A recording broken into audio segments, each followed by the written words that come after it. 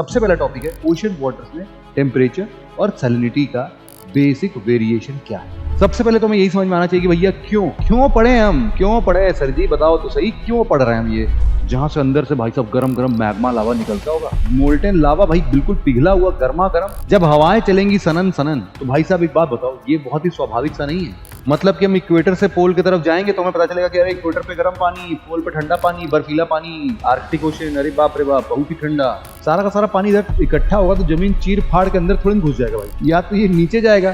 Hello everyone and welcome to PW only IAS. एक बार फिर से स्वागत है आप सभी लोगों का एक शानदार, मजेदार और सबसे बड़ी बात आखिरी चैप्टर में।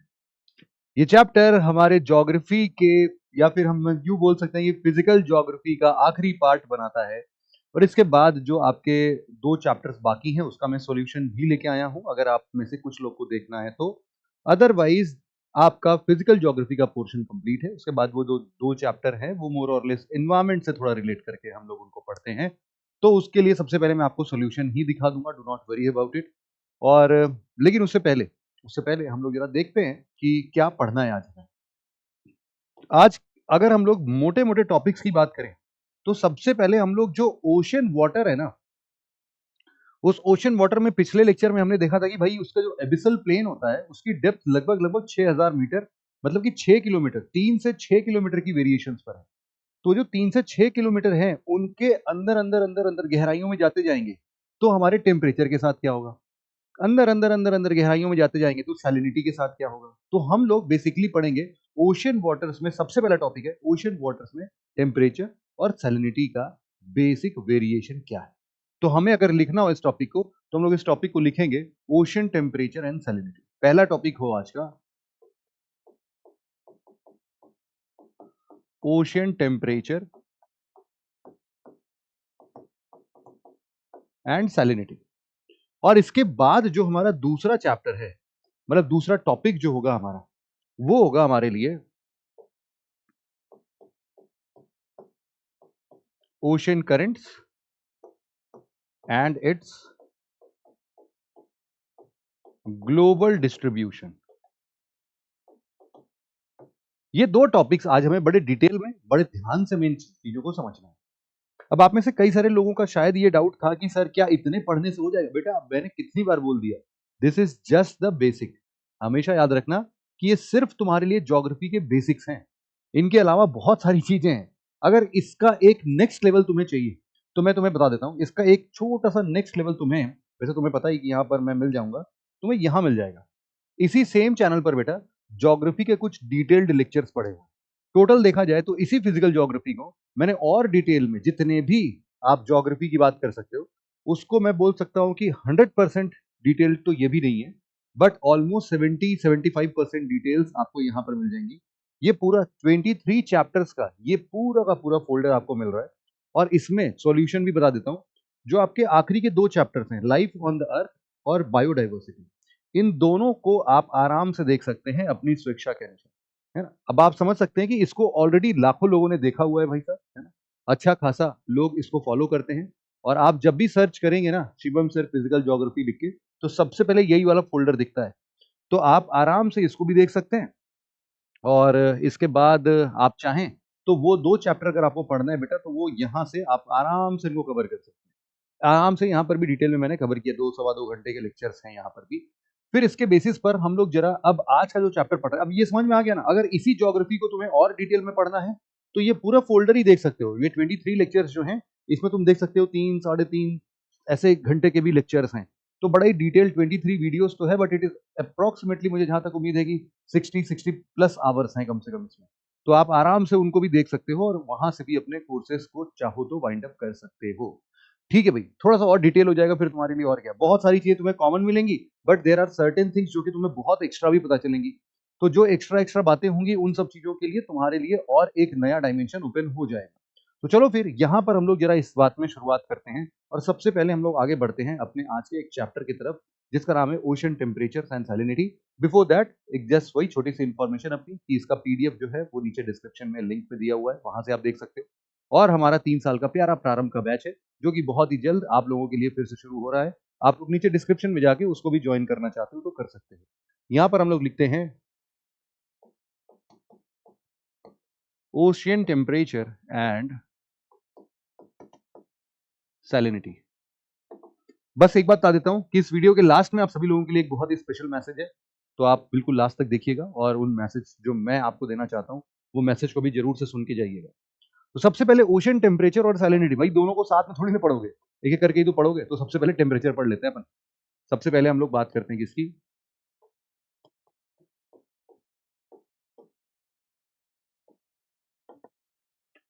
ये टेम्परेचर जो है, टेम्परेचर, अच्छा टेम्परेचर कहां का पढ़ रहे हैं भाई, ये तो बताना पड़ेगा।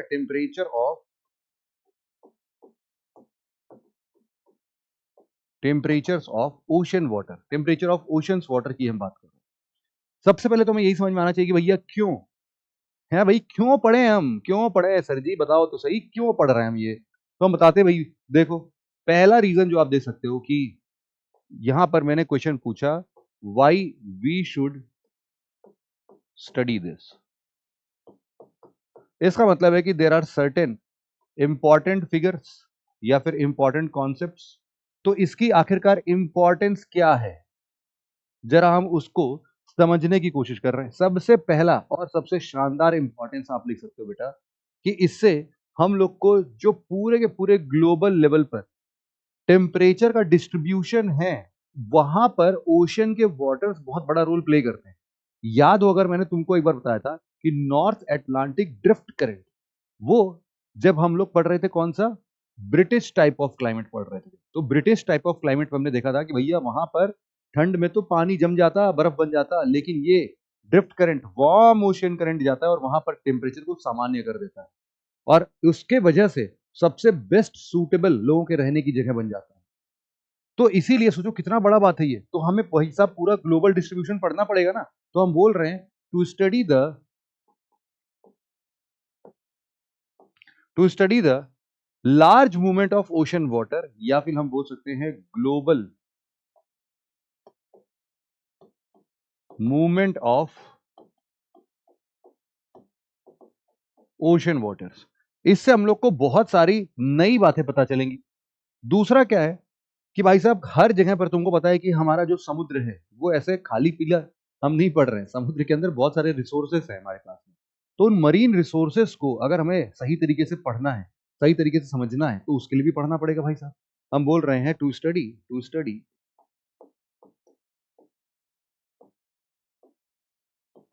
टू स्टडी मरीन ऑर्गेनिजम्स, है ना भाई, क्या है marine organisms and it's distribution eight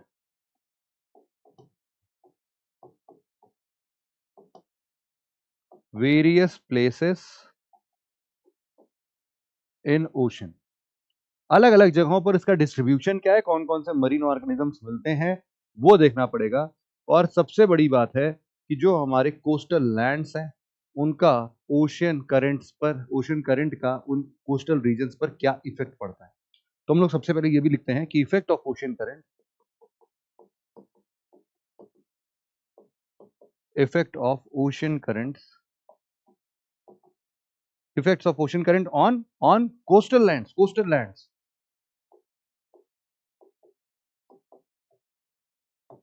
अब जरा यहां से हम लोग बातें थोड़ी सी डिटेल में करेंगे। सबसे पहले कुछ कॉन्सेप्ट को समझेंगे हम लोग। देखो कॉन्सेप्ट वही जो कि आपको ऑलरेडी समझा दिया गया है, लेकिन उसको जरा ओशन वाटर से रिलेट करो। अब देखो तुम्हारा दिमाग इसमें 100 की रफ्तार से दौड़ना चाहिए बेटा। हम लोग ये सब पहले ही समझ चुके हैं। हम लोग यहां पर लिखते हैं क्या, सोर्सेस ऑफ ओशन टेम्परेचर। सबसे पहले तो बात यही आए कि आखिरकार जो ओशन टेम्परेचर है, या फिर हम बोल रहे हैं ओशन टेम्परेचर नहीं, ओशन टेम्परेचर का बेटा वेरिएशन देख लो। वेरिएशन मतलब बदलता कहां कहां से भैया, क्या है सोर्सेस, कहां से ये टेम्परेचर में इतना बदलाव आ रहा है, कहीं गर्म कहीं ठंडा क्यों हो रहा है। तुम लोग को भाई साहब सबसे पहले बिना सोचे समझे मुंह खोलते ही सबसे पहले बोलना चाहिए हीट। हाँ गर्मी होगी कहीं ना कहीं। अब ये लेकिन हीट आता कहां से बेटा, सबको पता है इसमें सन के साइड से, या फिर सन रेडिएशन बोल सकते हैं हम लोग। इसी को हम लोग और क्या बोल रहे थे भाई, इंसोलेशन बोल रहे थे। और हमने ये देखा था कि इंसोलेशन जो है वो ज्यादा कहां पर होगा भाई, या फिर इंसुलेशन जहां ज्यादा होगा वहां पर ओशन का टेम्परेचर क्या होगा, ज्यादा होगा। तो ये मतलब ये तो बहुत ही कॉमन सी बात है। अगर इंसुलेशन ज्यादा तो इसका मतलब है ओशन का टेम्परेचर भी ज्यादा है। भाई कितना सरल है ये तो, इसमें तो कुछ दिमाग लगाने सा है ही नहीं। भाई जहां धूप पड़ेगा वहां पानी गर्म हो जाएगा, सिंपल सी बात है। अब इसके बाद यहां पर एक चीज हम लोग को समझना चाहिए, दूसरा और क्या हो सकता है। हमने बोला सर दूसरा एक और है जो कि हमने पढ़ा तो था, आप देखना अगर वो सही हो पाए। तो हमने बोला था बेटा तुम लोग को लास्ट लेक्चर में या लास्ट टू लास्ट लेक्चर में मैंने मिड ओशनिक रिज के बारे में बताया, जहां से अंदर से भाई साहब गरम गरम मैग्मा लावा निकलता होगा और वो वॉल्केनिक जोन बनाता है पूरा। जो मैप में नहीं दिखा था, वर्ल्ड मैप में, नीले नीले मैप में वो पूरा दरारें बनी हुई थी भाई, वहां से वॉल्केनिज्म से आगे बाहर निकल रही होंगी भाई, मोल्टेन लावा भाई बिल्कुल पिघला हुआ गर्मा गर्म, तो वो भी तो टेम्परेचर बढ़ा रहा होगा, है ना। तो हम लोग बोल रहे हैं कि वॉल्केनिक इरप्शन एरियाज जहां पर होंगे,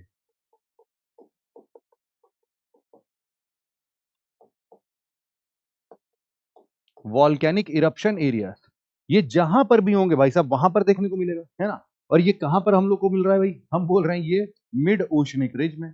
अच्छा ये जो मिड ओशनिक रिज है बेटा, क्या हम उसको ये बोल सकते हैं कि ये बेसिकली अर्थ के इंटरनल सोर्सेस से आ रहा है। क्या हम बोल सकते हैं कि इंटरनल सोर्सेस ऑफ हीट है ये, क्यों कोई अर्थ के अंदर से आ रहा है ना भाई साहब, अरे एस्टेनोस्फीयर से आ रहा है भैया, एस्टेनोस्फीयर से। फिर दूसरा हमने बोला यहां पर एक और रीजन है कि हीट जनरेटेड ड्यू टू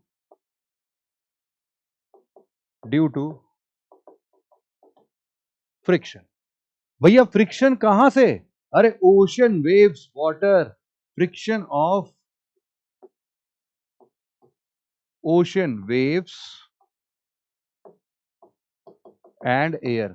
आप बोलोगे सर ये तो कुछ भी बोल रहे हो आप, ये हवाएं समुद्र के लहर से टकराएंगी तो ये गर्मी पैदा करेंगी, मतलब आप ये बोल रहे हैं इतना फ्रिक्शन हो जा रहा है। हाँ मतलब देखो एक चीज बताता हूं तुम्हें कि देखो कहने कहने की बातें हैं, लेकिन ये दोनों ही अगर तुम ओशियन के इस मतलब इतने इनॉर्मस साइज को देखोगे तो भाई साहब ये क्या ही टेम्परेचर बढ़ा रहे होंगे, मतलब नाम मात्र का टेम्परेचर या नहीं चेंज कर रहे हो ना के बराबर। तो हम बोल रहे हैं कि इनके द्वारा जो भी चेंजेस किए जा रहे हैं, इनके द्वारा जो भी वेरिएशंस किए जा रहे हैं, those variations are basically negligible. तो गिनाने के लिए हम भले गिना दें बट ऐसा कोई बहुत खास चेंज तो नहीं आ रहा है, ये तो जायज सी बात है, हमें समझ में भी आना चाहिए। अच्छा ये तो चलो ये हो गया कि हीट देते हैं। अब एक बात बताओ, हीट लेता कौन है, what are the sources of loss of ocean heat. हम बोल रहे हैं sources of loss of ocean heat, ये कहां से मिलेगा भाई, ये मिलना तो बड़ा जरूरी है, तभी तो पता चलेगा कि हाँ यहां से आ रहा है यहां से जा रहा है। हम दोनों के बैलेंस करके और हम समझ लेंगे फटाफट से उछल कूद करके कि अरे वाह ये रहा टेम्परेचर का सर। तो सबसे पहले यार देखो, सबसे जरूरी बात क्या है कि हीट आता है, पानी पर टकराता है और रिफ्लेक्ट हो जाता है। मतलब दूसरा ये भी हो सकता है कि पानी से मतलब पानी दिन भर जितना हीट सोखता होगा रात में सारा का सारा उड़ा देता है। हमने सी ब्रीज और लैंड ब्रीज के टाइम इसको पढ़ा था। तो हम लोग बोल सकते हैं ना कि भाई लॉस ऑफ ओशन हीट क्या होगा, हीट रेडिएशन। भाई हीट भी तो रेडिएट करेगा ओशन वाटर, रात के टाइम पर आप बोल दो। तो हीट रेडिएशन जो है सबसे इंपॉर्टेंट एक प्रक्रिया यहां बन जाएगा भाई। बहुत ही आसान सर, बहुत ही आसान है सर, दिमाग ही नहीं लगाना पड़ रहा है। अब एक बात बताओ, जब हवाएं चलेंगी सनन सनन, तो भाई साहब एक बात बताओ, ये बहुत ही स्वाभाविक सा नहीं है कि हवाएं उस जैसे ही ओशन सरफेस पर टच करेंगी, ठंडी ठंडी हवाएं भाई साहब, पानी गर्म होगा हवा के साथ मिलकर ठंडी हवाएं चलने लगेंगी, तो टेम्परेचर का लॉस तो होगा ना, इवोपोरेशन टाइप से कुछ भी हम बोल सकते हैं। तो दोनों लिखते हैं, हम बोलते हैं कि हीट एक्सचेंज जो हो रहा है, heat exchange between between ocean and air, और ये बेसिकली सरफेस ओशन होगा, है ना। और तीसरा हम लोग लिख सकते हैं क्या, जायज सी बात है, अगर धूप नहीं भी मिला तो भी ऊपरी सतह से एक सरफेस फिनोमेना है जिसको हम लोग क्या बोलते हैं बेटा, इवापोरेशन। इवापोरेशन इवापोरेशन मतलब क्या, जैसे कपड़े सूख जाते हैं भाई, कपड़े सूख जाते हैं, तुम्हारे हाथ पर पानी का एक लेप लगा लोगे तो ठंडा ठंडा कूल कूल लगता है। क्यों लगता है भाई, पसीने आते हैं, क्या होता है, इन सब से टेम्परेचर डाउन होता है। तो ये लॉस ऑफ हीट है, इवापोरेशन से हीट लॉस ही होता है भाई साहब। हाँ यस। अब एक बात बताओ, आखिरकार कौन कौन से फैक्टर्स हैं जो कि इन सभी चीजों पर चेंजेस ला सकते हैं, मतलब इंसुलेशन में चेंजेस ला सकते हैं। या फिर हम यूं बोलें कि रेडिएशन में चेंजेस ला सकते हैं, इवापोरेशन में क्या होगा, मतलब यही सारी चीजें। तो हम सबसे पहले यहाँ पर भी एक बात और पढ़ते हैं कि आखिरकार how many factors that are affecting temperature distribution of ocean. तो हम लिखते हैं यहाँ पर फैक्टर्स अफेक्टिंग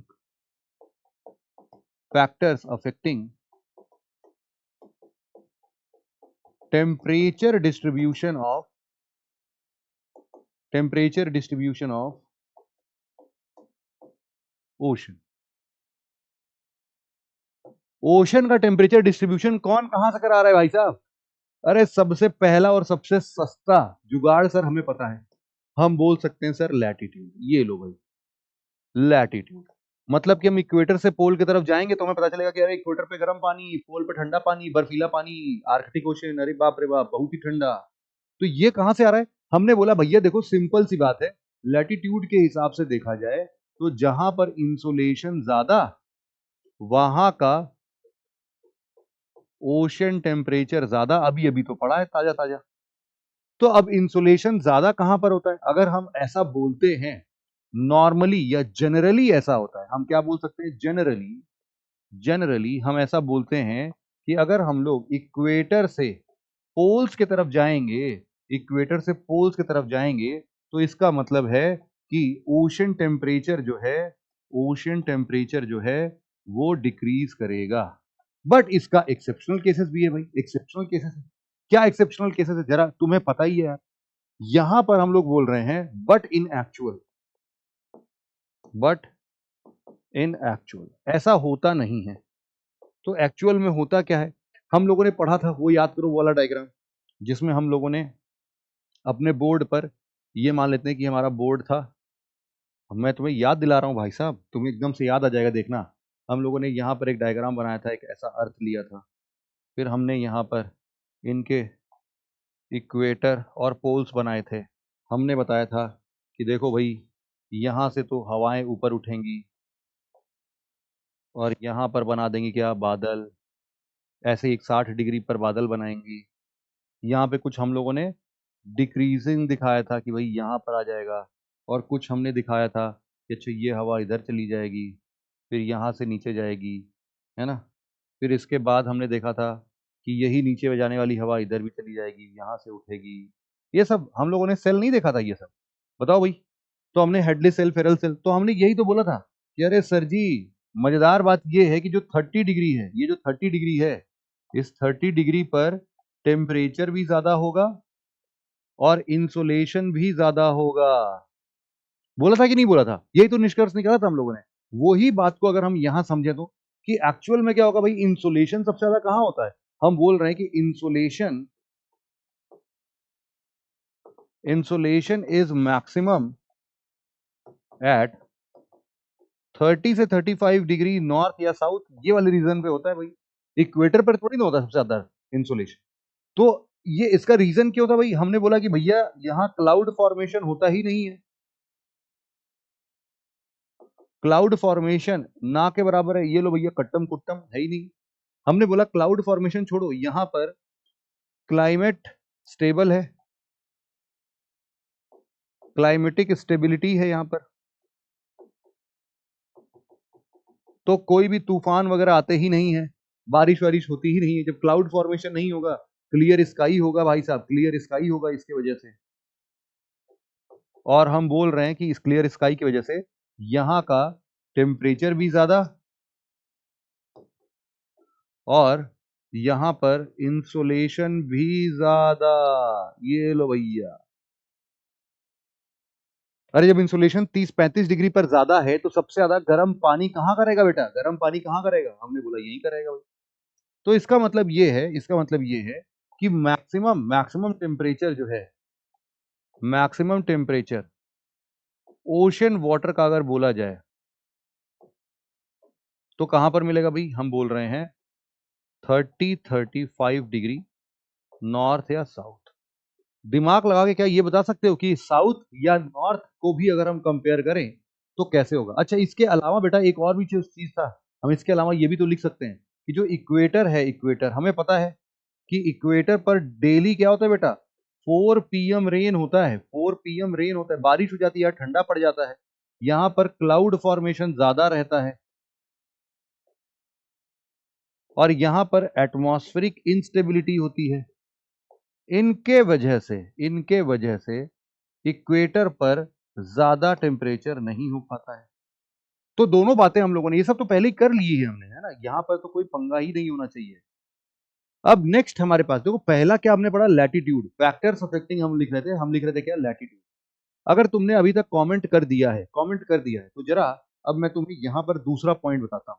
कमेंट कर दो भाई इसको पढ़ने से पहले। हाँ, दिखाता हूं, डिस्ट्रीब्यूशन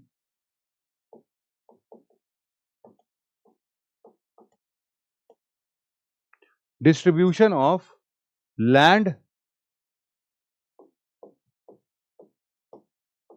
एंड वाटर। हम बोल रहे हैं distribution of land and water कहां पर है भाई, अगर हम लोग कंपेयर करें किसमें, नॉर्थ हेमिस्फीयर से और साउथ हेमिस्फीयर से, तो हम बोलेंगे भाई साहब ये जो distribution of land and water है ना, ये अनइक्वल है। हाँ, हाँ, बराबर बराबर मात्रा में ओशन और लैंड को नॉर्थ और साउथ हेमिस्फीयर में नहीं रखा गया है। तो हम बोल रहे हैं कि ज्यादातर हिस्सा तो यार बेटा कहां मिल रहा होगा, ज्यादातर जमीन कहां पर है, ज्यादातर जमीन नॉर्थ हेमिस्फीयर में है भाई साहब। हाँ, तो हमने बोला कि नॉर्थ हेमिस्फीयर में लैंड ज्यादा है, लैंड सरफेस ज्यादा है। इसका मतलब है कि ये ज्यादा तेजी से हीट एब्जॉर्ब कर लेंगे। हमने पहले ही पढ़ा था कि पानी जो है वो देर से गर्म होता है, तो इसीलिए लैंड जल्दी गर्म हो जाएगा भाई साहब, तुरंत ही गर्म हो जाएगा, तो यहाँ का टेम्परेचर बढ़ जाएगा। और साउथ हेमिस्फीयर में हम बोल रहे हैं कि यहाँ पर ओशियन ज्यादा है। तो भाई देखो, लैंड ज्यादा जहां रहेगा वहीं पर तुम्हारा ओशियन का, वाटर का जो टेम्परेचर है वो भी ज्यादा रहेगा। तो हमने बोला सिंपल सी बात है कि अगर तुमसे कोई पूछता है ओशियन के पर्सपेक्टिव से, हम बोल सकते हैं कि जो नॉर्थ हेमिस्फीयर का टेम्परेचर होगा वो ऑफ कोर्स ज्यादा होगा साउथ हेमिस्फीयर के टेम्परेचर से। ओशन टेम्परेचर्स की बात हो रही है ना, ओशन टेम्परेचर्स की बात हो रही है। तो ये चीज तो बिल्कुल सही है भाई। अच्छा भाई, ये भी पता चल गया। अब जरा हम लोग बढ़ते हैं अपने तीसरे आइडिया की तरफ। तीसरे फैक्टर को अगर हम लोग पढ़ें तो ये हमारे लिए क्या है भाई, प्रिवेलिंग विंड्स। प्रिवेलिंग विंड्स याद है क्या, प्रिवेलिंग विंड्स क्या होते हैं, प्रिवेलिंग विंड्स, परमानेंट विंड्स, है ना भाई, ट्रेड विंड्स वगैरह जो हमने पढ़ा था।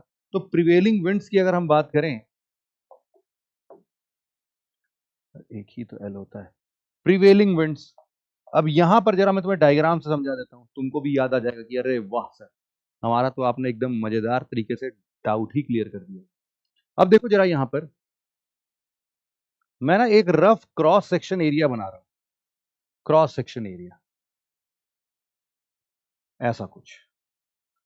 हमने बोला कि यहां पर ना पूरा पूरा पानी है,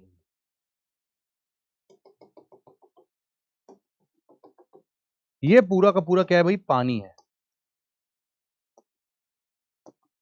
ये पानी और इधर इधर दोनों साइड में क्या है भाई, लैंड सरफेसेस है, लैंड सरफेसेस। तो अच्छा एक बात बताओ, मान लेते हैं कि हवाएं जो हैं, हवाएं ऊपर से जो चल रही हैं हवाएं, वो बार बार ये हवाएं, गर्म हवाएं इसको इस डायरेक्शन में क्या कर रही है बेटा, पुश कर दे रही है, इस डायरेक्शन में पुश कर दे रही है। सारा का सारा पानी जो है, वो हवाएं जो भी चल रहा है वो ऊपर से आसमान से आता है और नीचे इस तरफ उसको धक्का दे देता है। मतलब कि ये ऊपर से आ रहा है, ऊपर से पानी पर धक्का दे रहा है, पानी पर धक्का दे रहा है। अब जाहिर सी बात है, सारा का सारा पानी जो है वो सब इधर की तरफ पुश हो जाएगा। जब इधर की तरफ पुश हो जाएगा तो हमें वाटर का एक नया लेवल नहीं देखने को मिलेगा। वाटर का एक नया लेवल बेटा क्या ऐसा हो सकता है,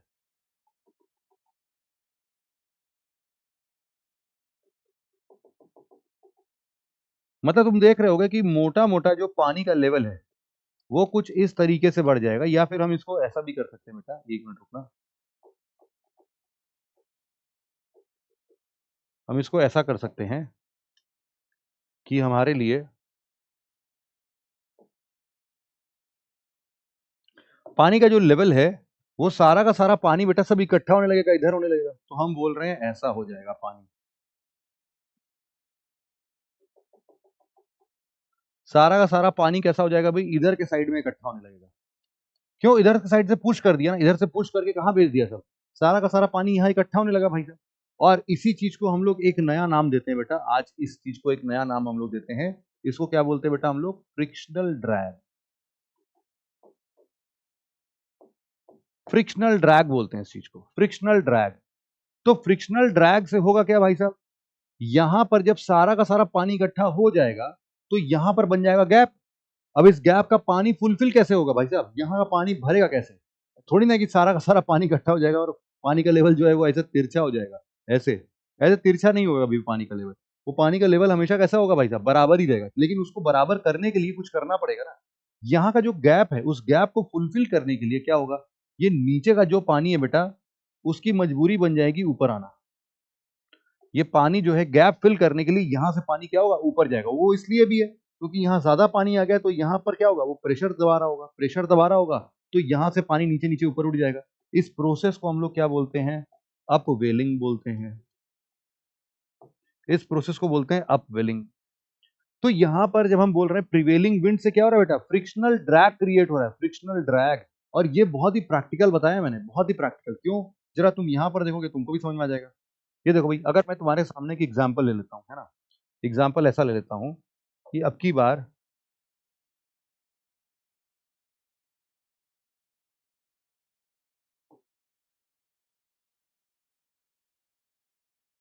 ऐसा,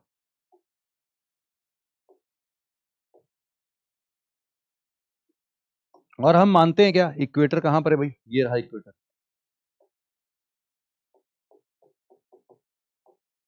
इक्वेटर। और हमें ये भी पता है कि इस साइड में क्या होता है भाई,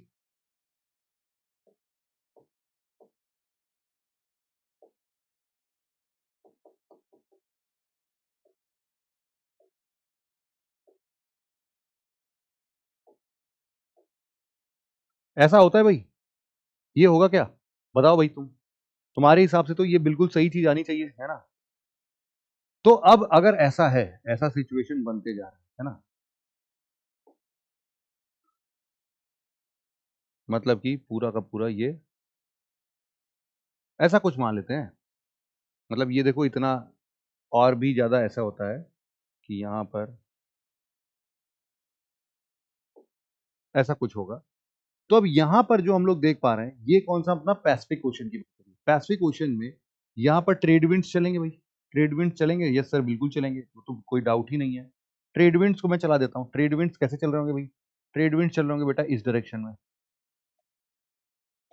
यही तो है, ऊपर की 30 डिग्री से, ऊपर की 30 डिग्री से ये इसी डायरेक्शन में तो चल रहे होंगे, कोरियोलिस फोर्स लग रहा हो, और इधर वाले भी ऐसे चल रहे होंगे,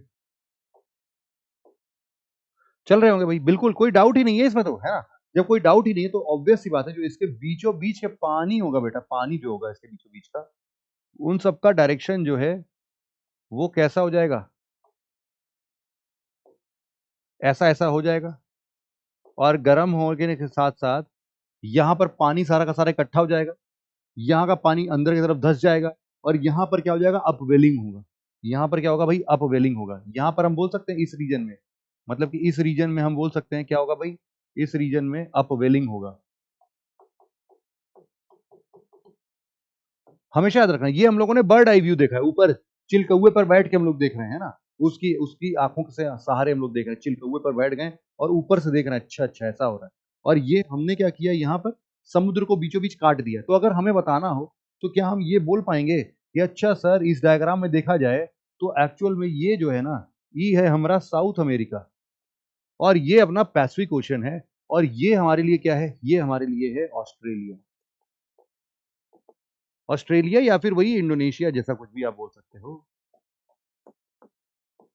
और ये अपना क्या है भाई, ये है अपने लिए पैसिफिक ओशन। ये क्या है अपने लिए, पैसिफिक ओशन।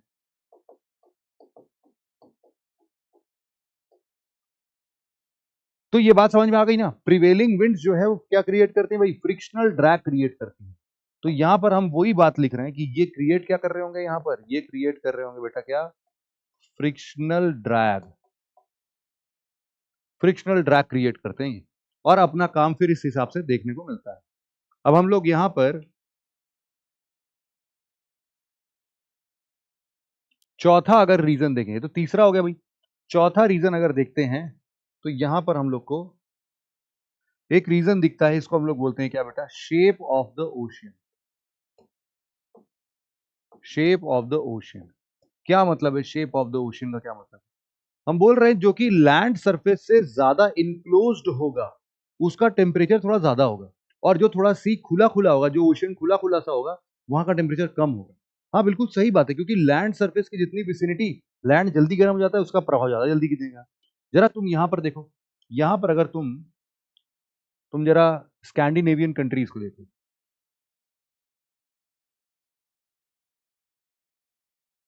ऐसा, यहां पर जो आप सी देखते हो, ये वाला सी, इसको हम लोग बोलते हैं क्या, Baltic C.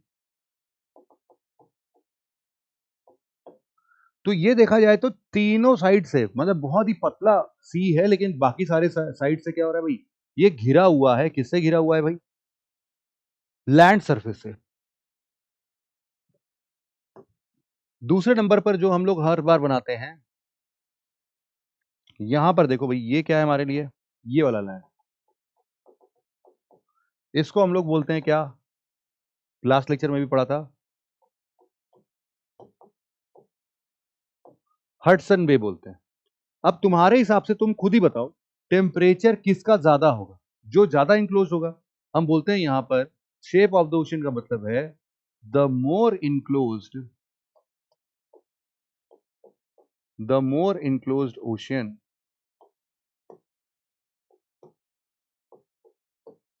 The more is temperature.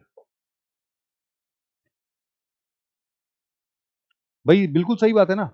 तो हम यहां पर बोल सकते हैं ना इस चीज को, बिना डाउट किए, बिना कुछ सोचे समझे, हम यहां पर बोल सकते हैं कि जो बाल्टिक ओशन का टेम्परेचर होगा, वो कम होगा, सॉरी वो ज्यादा होगा, किससे, हडसन बे से, हडसन बे के टेम्परेचर से। तो ये तो बहुत ही क्लियरली हो गया भाई, shape of the ocean is also one of the thing. फिर पांचवा हम लोग यहाँ पर एक और इवेंट हम लोग समझ में आता है, फैक्टर जिसको हम लोग बोलते हैं, और इस फैक्टर का नाम है बेटा क्या, ओशियन करेंट्स।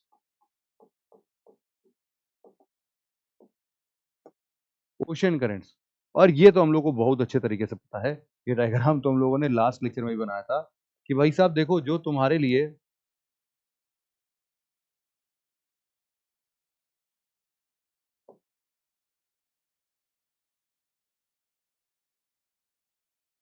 ये यहां पर हम लोग बात कर रहे थे कि ओशन करेंट्स में हम लोगों ने भी बात की थी कि यहां से एक ना ओशन करंट इक्वेटर से चल रहा है।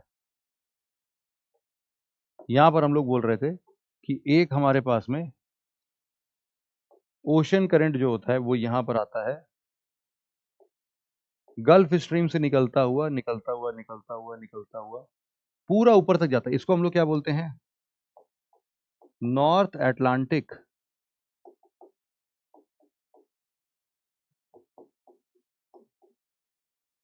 ड्रिफ्ट करंट बोलते हैं भैया। तो इसके वजह से होगा क्या, इसके वजह से जितने भी हमारे इधर वाले कंट्री हैं, मतलब कि इधर आपके मान लेते हैं ब्रिटेन और ये सब स्कैंडिनेवियन कंट्रीज, ऐसा अगर कुछ होगा तो हम लोग ये चीज बोल सकते हैं कि यहां पर सारा का सारा टेम्परेचर जो होता है, टेम्परेचर वो बढ़ जाएगा।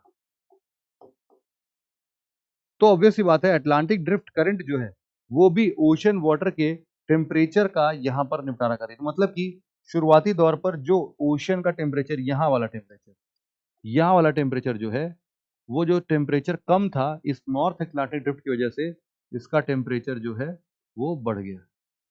तो बात वही हुई ना, टेम्परेचर बढ़ा कि नहीं बढ़ा, ओशन करंट की वजह से। तो यही चीज हम लोग लिख रहे हैं। अब इसी के साथ साथ, अब इतना सब कुछ पढ़ने के बाद अगर हमसे कोई पूछ लेता है, ठीक है भाई, इन सबको ध्यान में रखते हुए जो जो शुरू में आपने बताया था सर कि वर्टिकल डिस्ट्रीब्यूशन होता है सब कुछ, वो वर्टिकल डिस्ट्रीब्यूशन ऑफ टेम्परेचर कब कहाँ कैसे मिलेगा, तो हम लोग उसके लिए छोटू सा डायग्राम बना लेते हैं, छोटू सा डायग्राम बनाते हैं और उसके बेसिस पर जरा हम लोग इसको समझने की कोशिश करते हैं। तो यहाँ पर लेट्स प्रेजेंट हमारे लिए कि ये बेसिकली हमारा कौन सा पोर्शन, यहाँ पर वर्टिकल डिस्ट्रीब्यूशन ऑफ टेम्परेचर कैसे होगा। तो यहां पर हम लोग समझते हैं सबसे पहले कि एक ये वाला जो लेंथ है, इसमें तो हम लोग हाइट लिखते हैं, है ना। मान लेते हैं कि ये जो हाइट है ये सी लेवल है, ये क्या है भाई, सी लेवल 0 मीटर। धीरे धीरे आप आते हो, ये मान लेते हैं 200 मीटर, और नीचे आते हो मान लेते हैं 500 मीटर, और नीचे आते हो मान लेते हैं 1 किलोमीटर, अब उसके बाद जो है मैं आपको थोड़ा थोड़ा पॉइंट जो है वो बढ़ाता चलूंगा, है ना।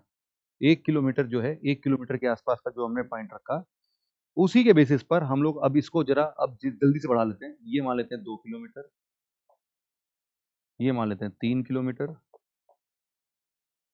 ये मान लेते हैं 4 kilometre, 5 kilometre, 6 kilometre and so on, है ना। अब ये नीचे नीचे चलता जाएगा। और इधर साइड पर हम लोग बोल देते हैं कि ये जो पूरा हिस्सा है इसको जरा हम लोग टेम्परेचर की जगह पर लैटिट्यूड लिख लेते हैं। इस इधर साइड में हम क्या लिख रहे हैं, लैटिट्यूड लिख रहे हैं, है ना। तो हम जरा लैटिट्यूड लिख लेते हैं। ये मान लेते हैं हमारे पास में क्या है भाई, 0 डिग्री का इक्वेटर।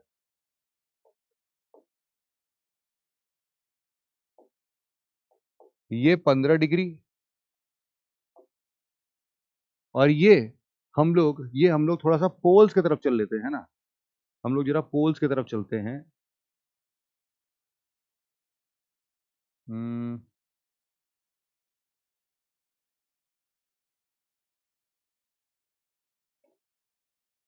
यहाँ पर हम लोग जरा इस सीक्वेंस में ना, हम लोग लैटिट्यूड ना लेके हम लोग जरा यहाँ पर टेम्परेचर ले लेते हैं, ताकि पता तो चले कितना टेम्परेचर चल रहा है।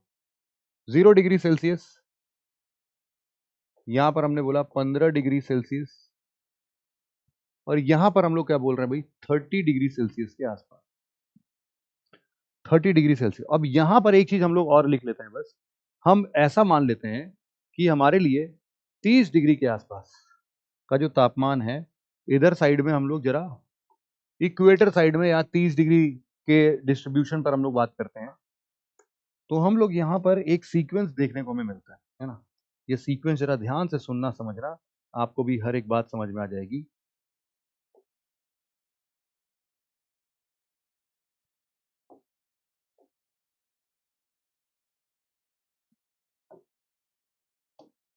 टेम्परेचर जो है वो मान लो 22-23 डिग्री सेल्सियस, 25 डिग्री सेल्सियस से स्टार्ट होगा, यहां से,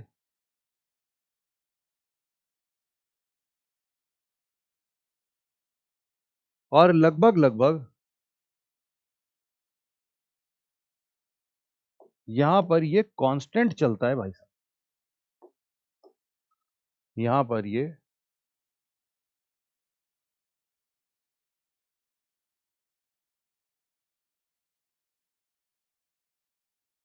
लगभग ऐसा ही चलेगा, ऐसा। और सिमिलरली अगर पोल्स के साइड से हम बात करें, ये तो हमारे मान लेते हैं 30 डिग्री इक्वेटर वाले साइड की बात है, वहां पर 0 डिग्री तापमान होते होते होते होते ये भी लगभग लगभग ऐसा ही चलेगा।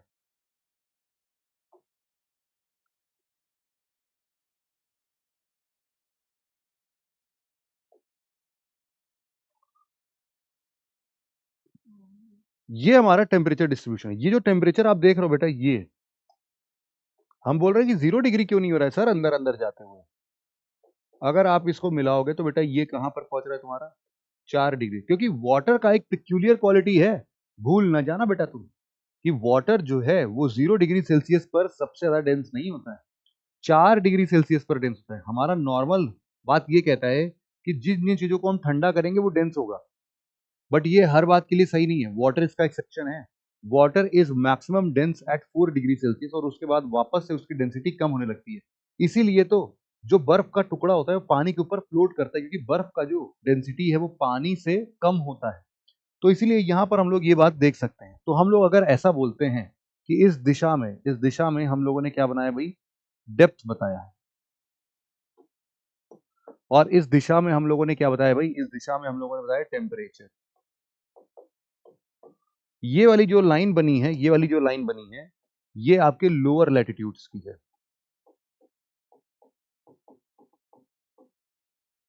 साफ शब्दों में बोलूं तो ये इक्वेटर के पास वाली लाइन, और दूसरा जो ये वाली लाइन आपने बनाई है, ये वाली आपकी पोल्स की है, पोल्स के पास की है।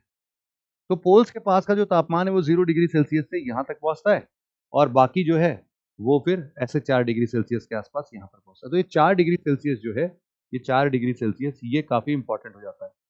तो यहीं पर अब वैसे देखा जाए तो दोनों लाइन जो है वो बिल्कुल एक ही हो जाती है भाई, यहाँ पर है ना।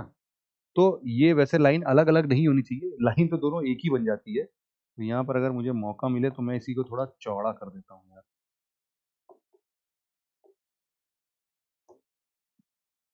समथिंग लाइक दिस,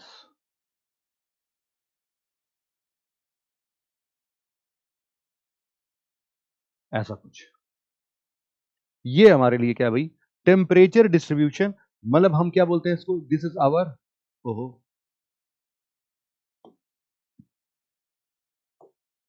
हम क्या बोलते हैं इसको, इसको हम लोग बोलते हैं बेटा वर्टिकल। अरे याद रखो भाई, कहां गए, vertical distribution of, vertical distribution of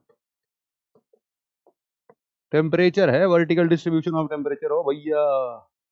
बातें घुसी क्या भेजे में, भेजे में कहा गई भाई, भेजे में बात गई क्या, यस बात गई सर।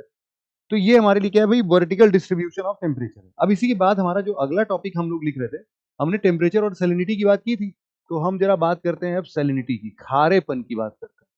तो salinity, salinity in ocean water, ये कैसे काम करता है हम जरा लिखते हैं, salinity in ocean water, salinity in ocean water, मतलब कि अगर कोई आपसे पूछे कि भाई एक बात है ये सर, ये सैलिनिटी क्या होता है, तो हम बोलेंगे बेटा एक काम करो, तुम क्या करो, तुरंत के तुरंत दौड़ के जाओ और परचून की दुकान से उनका तराजू उठा के आ जाओ, फटाफट से दौड़ के जाओ।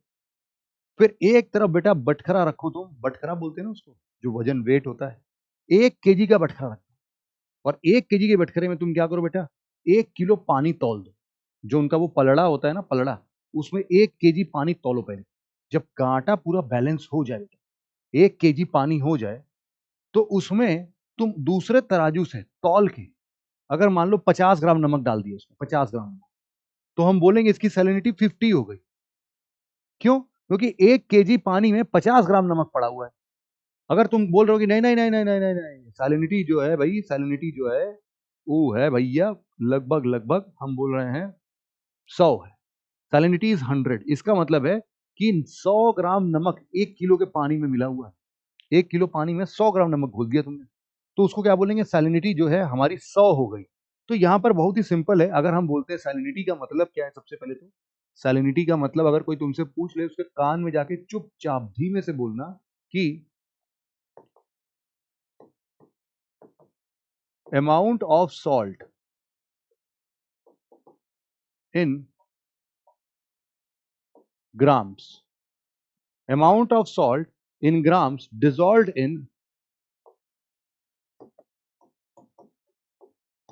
dissolved in per kg of sea water या ओशन वाटर कर दो, ओशन वाटर, इसी को हम लोग क्या बोलते हैं, salinity in ocean water, salinity in ocean water. किसी भी पानी में तुम नमक डालो तो उसकी सैलिनिटी, अब ये चूंकि ओशन का पानी है इसलिए ओशन की सैलिनिटी होगी। अब यहाँ पर 3-4 बातें तुम्हें बेटा जरा सोचनी समझनी पड़ेगी।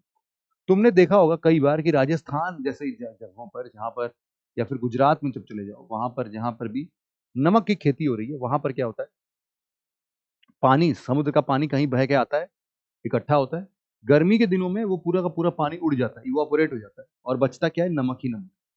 तो इसका मतलब ये है कि अगर इवापोरेशन ज्यादा हुआ तो नमक क्या होगा भाई, ज्यादा हो जाएगा। मान लो कि पहले 1 केजी पानी था, अब उसमें आधा किलो पानी उड़ गया, लेकिन उसके उड़ने के साथ साथ नमक उड़ा नहीं, 1 केजी पानी में पहले 100 ग्राम नमक घुला हुआ था, अब आधा लीटर पानी उड़ गया, अब आधे लीटर में 100 ग्राम नमक घुला हुआ है, तो भाई 1 केजी में लगभग 200 ग्राम नमक के आसपास हो गया, तो सैलिनिटी क्या हुई, बढ़ गई, बढ़ गई कि नहीं बढ़ गई।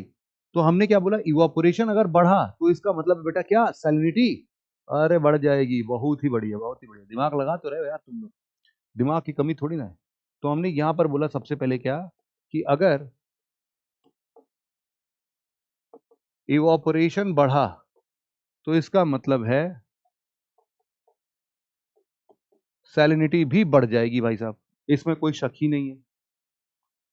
अच्छा एक बात बताओ, नदियों का पानी बेटा खारा होता है? अब बोले कैसी बातें कर रहे हो सर, नदियों का पानी तो सही होता है, खारा थोड़ी ना होता, फ्रेश वाटर मानते हैं नदी के पानी को। हाँ ऊपर ग्लेशियर से पिघल पिघल के जो आ रही, मान लो हिमालयन रिवर से, गंगा रिवर से, गंगा रिवर का पानी जो है, अब जैसे अब तुम यहाँ बोल दो कह रहे नहीं सर गंगा जी का पानी पी थोड़ी नहीं सकते हैं, बहुत ही अरे वो इसलिए है क्योंकि पूरे रास्ते भर चलते चलते आ रही है तो इतना सारा गंदा सेडिमेंट्स, ह्यूमन वेस्ट, एक्सक्रीटा, ये सब उसके अंदर मिलते हुए आ रहा है ना, तो इतना गंदगी हो जा रहा है, लोग पॉल्यूशन पॉल्यूशन करते जा रहे हैं। कुंभ के टाइम पर देखते तो कितना बुरा हालत था। तो ये सारी चीजें ये सब चल रहा है, लेकिन अगर मान लो फ्रेश वाटर ही कंसिडर करें हम लोग, रिवर वाटर को हम हमेशा क्या कंसिडर करेंगे, फ्रेश वाटर। तो चलो इसको हम लोग लिखते ही ऐसे हैं, हम लोग लिखते हैं fresh river water, fresh river water.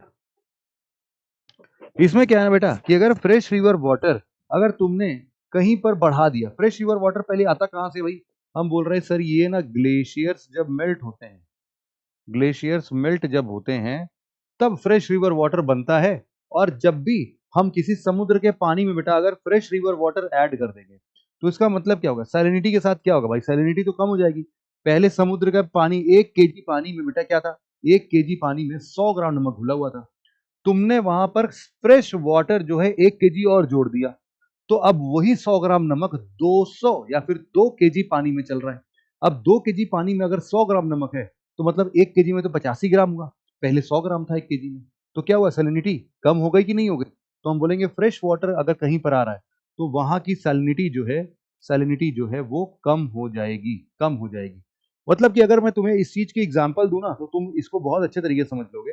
यहां पर देखना, ऐसे मान लो कि एक एक ओशन बनाते हैं हम लोग, यहां पर इस ओशन को तुम लोग पहचानोगे,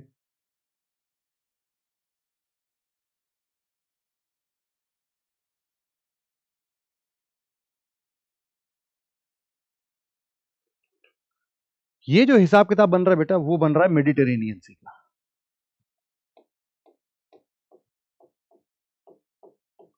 ये क्या है भाई अपने लिए मेडिटेरेनियन सी।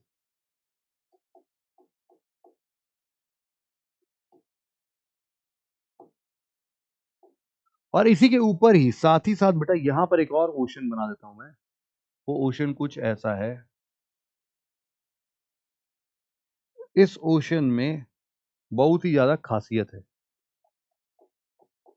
इसको हम लोग बोलते हैं बेटा क्या, ब्लैक सी,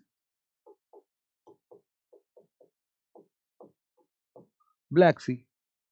अब दोनों एक तरीके से देखो तो इनक्लोज्ड है, लेकिन ब्लैक सी की अगर बात करो तो ब्लैक सी में यार बहुत सारे नदियां गिरती हैं, बहुत सारी फ्रेश वाटर, जैसे कि Danube river, Don river, Dnieper river, Dniester river, ऐसे बता नहीं कितने रिवर्स हैं जो कि ब्लैक सी में जाके सब के सब मिल रहे हैं, है ना। नीस्टर है, नीस्टर रिवर है, नाइपर नीस्टर। तो दनूब, डॉन, नीपर, नाइस्टर, ये सारी नदियां कहां मिल रही भाई, ब्लैक सी में मिल रही। अब these all reverse contain fresh water, बोल सकते हैं क्या, ये रिवर्स जो हैं, these rivers contains fresh water, reverse contains fresh water. अब फ्रेश वाटर ज्यादा किसमें भाई, ब्लैक सी में है। तो अगर फ्रेश वाटर ब्लैक सी में ज्यादा है तो इसका मतलब है कि ये क्या होगा भाई, इसकी सैलिनिटी क्या होगी, कम हो जाएगी। लेकिन यहां पर इतना बड़ा होने के बावजूद भी इसमें बहुत ही गिने चुने रिवर्स जो होते हैं, जैसे कि तुम यहां पर देख सकते हो, एक है यहां से आता है, ये है रिवर रॉन। कुछ चुनिंदे रिवर हैं जो कि यहां पर मेडिटेरेनियन सी में आके गिरते हैं।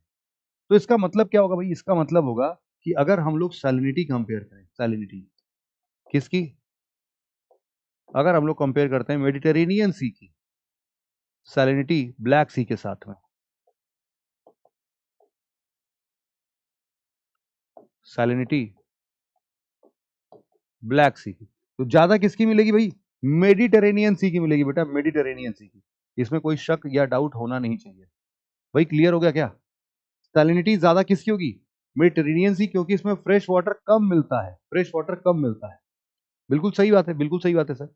अच्छा एक बात बाबा बताइए सर, एक बात और, बारिश का पानी कैसा होता है भाई, बारिश का पानी हम बोलते हैं भाई बारिश का पानी भी फ्रेश वाटर ही है। तो इसका मतलब है कि अगर किसी इलाके में प्रेसिपिटेशन बढ़ गया, प्रेसिपिटेशन बढ़ गया तो इसका मतलब है कि उसका जो सैलिनिटी है वो भी बढ़ जाएगा।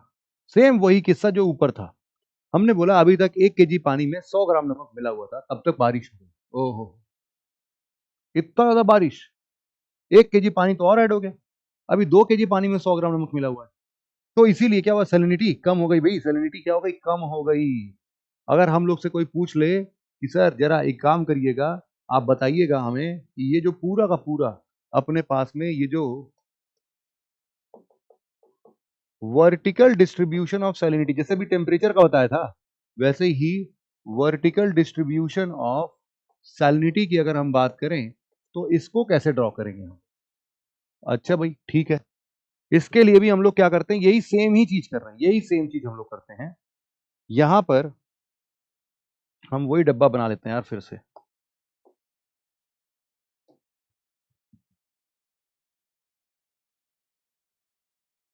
और इधर साइड में हम लोग फिर डेप्थ लिख लेते हैं। ये हमारे लिए क्या है भाई, 0 मीटर। ये मान लेते हैं हमारे लिए 200 मीटर। ये मान लेते हैं 1 kilometre, 2 kilometre, 3 kilometre, 4, 5, 6 and so on. अब यहाँ पर हम पिछली बार क्या लिख रहे थे भाई? हम लोग ले रहे थे क्या? टेम्परेचर। अब की बार क्या लेते हैं बेटा? सैलिनिटी लेते हैं, सैलिनिटी। तो सैलिनिटी लेते हैं, मान लो स्टार्ट करते हैं हम लोग 33 ग्राम पर केजी। 33, 34, 35, 36, 37, 38। ये क्या है? 38 ग्राम पर केजी ऑफ ओशन वाटर। यही तो बोला था हमने, है ना? ये क्या हो जाएगा? सैलिनिटी हो जाएगा भाई। इस साइड में हमने क्या लिया? सैलिनिटी लिया। अब यहां पर एक चीज देखना जरा, यहां पर भी सेम टू सेम वही चीज होगा।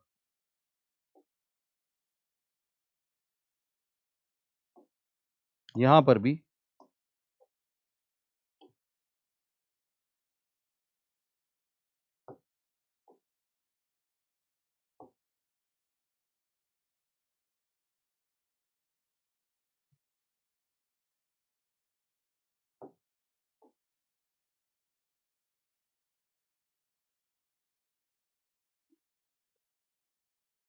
बस हमें एक चीज समझना है छोटा सा।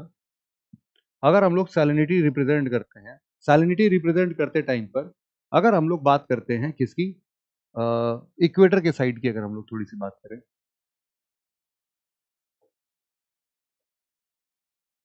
तो यहां पर जो एवरेज सैलिनिटी हम लोग को देखने को मिलती है वो कितनी मिलती है?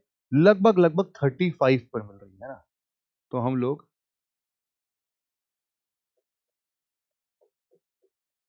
ऐसे चल रहे हैं। और यही चीज जरा हम लोग अगर दूसरे साइड से, पोल के साइड से आएंगे, तो यहां से ऐसा हो जाएगा। यहां पर आप ऐसा देख सकते हो। तो यहां पर हमारे लिए अगर देखोगे तो इक्वेटर के पास से, इक्वेटर के पास में आपको ओवरऑल जो सैलिनिटी है बेटा, ओवरऑल सैलिनिटी थोड़ी ज्यादा दिखेगी। और पोल्स के पास ग्लेशियर वेशियर है भाई साहब वहां, तो वहां पर हाई लेटीट्यूड पर सैलिनिटी थोड़ी कम मिलती है। ऑन एन एवरेज हमारी सैलिनिटी कितनी है? 35 के आसपास।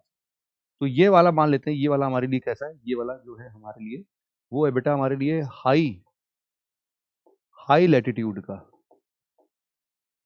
और जो ये वाला कर्व बन रहा है, ये बन रहा है हमारे लो लैटिट्यूड का। अब तुमको एक बात नहीं समझ में आई होगी कि सर ये आपने 200 मीटर से 1 किलोमीटर के बीच में यहां पर भी और यहां पर भी, सर यहां पर भी आपने इसमें अलग अलग क्यों बनाया था? वो बेटा अलग अलग इसलिए बनाया है, इसलिए बनाया है क्योंकि ये जो पूरा रीजन है ना, इसमें तुम देखोगे तो तुम्हें ना एक नज़ारा बहुत ही अजीबो-गरीब देखने को मिलेगा। ये जो पूरा रीजन है, इस पूरे रीजन में तुम देखोगे तो तुम्हारा जो क्या बोलते हैं, टेम्परेचर है, टेम्परेचर वो बहुत तेजी से, मतलब हम बोल सकते हैं ड्रास्टिकली, ड्रास्टिकली रिड्यूस हुआ है ना, ड्रास्टिकली रिड्यूस हुआ है। मतलब कि जैसे जैसे तुम नीचे आते गए भाई साहब, एकदम सडन यहाँ पर टेम्परेचर ड्रास्टिकली डिक्रीज होते हुए तुम्हें दिख रहा है। तो यहां पर हम बोल रहे हैं कि इसको हम लोग क्या बोलते हैं, इस रीजन को हम लोग बोलते हैं बेटा थर्मोहेलाइन। क्या बोलते हैं? थर्मोहेलाइन रीजन। थर्मोहेलाइन रीजन, ये क्या मतलब है इसका? यहां पर हम बोल रहे हैं कि टेम्परेचर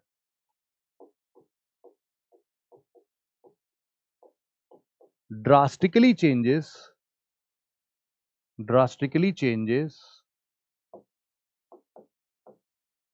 इन दिस रीजन। तुम देख रहे हो पहले यहां पर टेम्परेचर कितना था बेटा, मान लो 27 था, 27 से वो थोड़ा सा बराबर ही आ रहा था, मतलब 26 तक पहुंचा, लेकिन 26 के बाद खटाक से 4 पर आ गया, सिर्फ कितने में, 200 मीटर से 1 किलोमीटर में। तो हमने क्या बोला, टेम्परेचर भाई साहब ड्रास्टिकली रिड्यूस हुआ है। जैसे जैसे drastically drastically changes in this region, changes मतलब ड्रास्टिकली, बेसिकली ड्रास्टिकली रिड्यूस हो रहा है, ड्रास्टिकली डिक्रीज हो रहा है, changes in this region as as the depth as the depth increases। और सेम टू सेम यही चीज तुमको क्या मिलेगा, तुमको यही सेम टू सेम चीज यहां पर भी देखने को मिलेगा। ये भी यहां पर भी अगर तुम देखोगे तो तुमको यही देखने को मिलेगा कि इसको हम लोग एक स्पेशल बोलते हैं, एक स्पेशल जोन है हमारे लिए ये भी। इसको भी हम लोग जरा समझते हैं कि ये वाला जो जोन हमें मिल रहा है, ये वाला जो जोन, इसको हम लोग बोलेंगे बेटा क्या, इसको हम लोग बोलेंगे थर्मोहेलाइन। अरे सॉरी, थर्मोहेलाइन तो हो गया, इसको हम लोग बोलते हैं क्या, हेलोक्लाइन।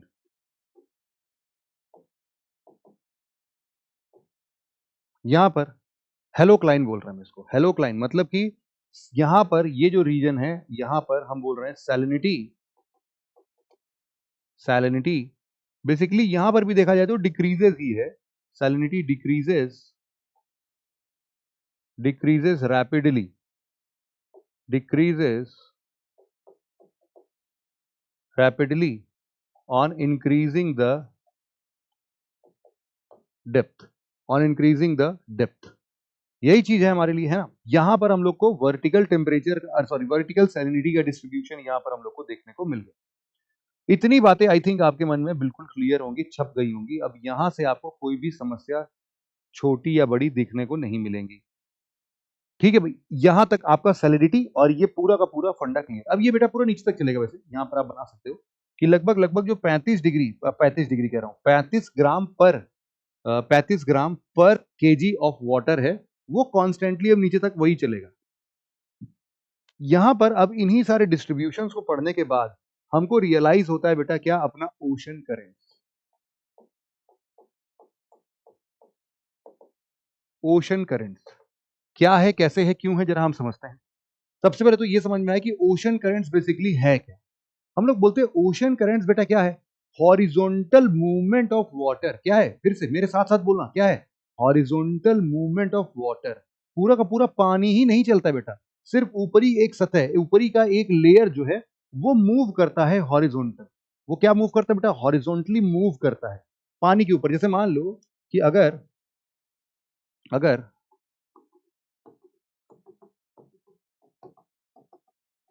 ये जो है, ये पानी का बेटा क्या है, डेप्थ।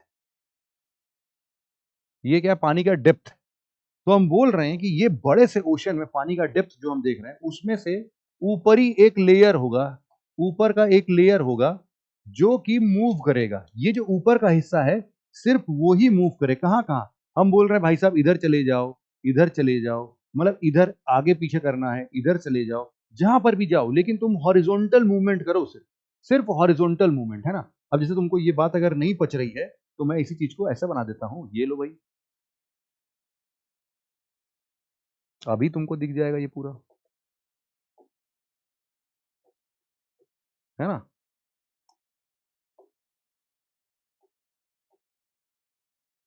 ये देखो ऐसे। तो हॉरिजॉन्टल मूवमेंट ऑफ वाटर चाहिए हमें, हॉरिजॉन्टल मूवमेंट ऑफ वाटर। तो जब भी हॉरिजॉन्टल मूवमेंट ऑफ वाटर होगा किसी भी दिशा में, उसको हम लोग क्या बोल देंगे बेटा, ओशन करंट। तो हम लोग इसको क्या लिखते हैं, it is basically horizontal, horizontal movement of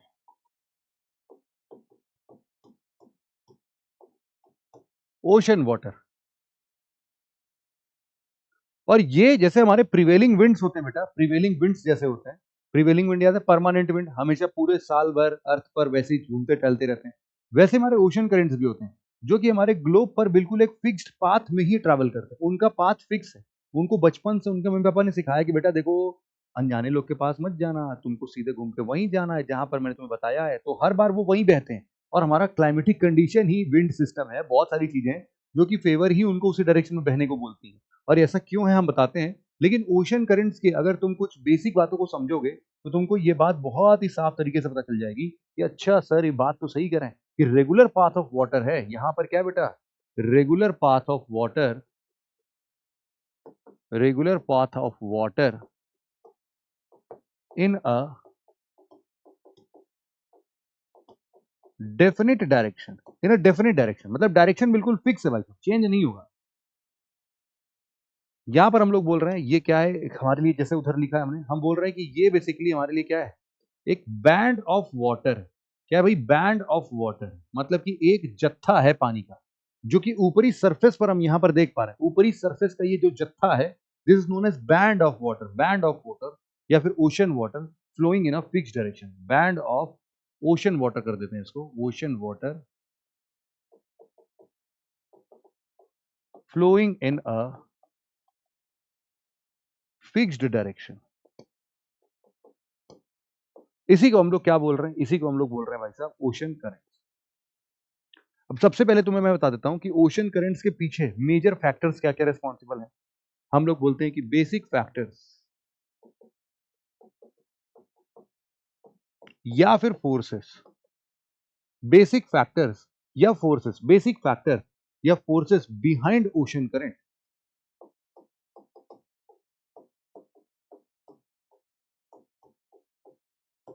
behind ocean current basic forces क्या क्या है, जरा समझते हैं इस चीज को, जरा हम लोग ध्यान से समझते हैं, पढ़ते हैं इसके लिए। तो हमने बोला कि देखो भाई, मतलब तुम्हें देखो हर चीज के लिए एक चीज तो तुम्हें मिलेगी ही मिलेगी यार, और वो क्या है? इंसुलेशन। बेटा आंख मूंद के तुम बता सकते हो, हाँ इंसुलेशन, धूप पड़ेगी, उधर पानी गर्म होगा, वार्म होगा, चाहे।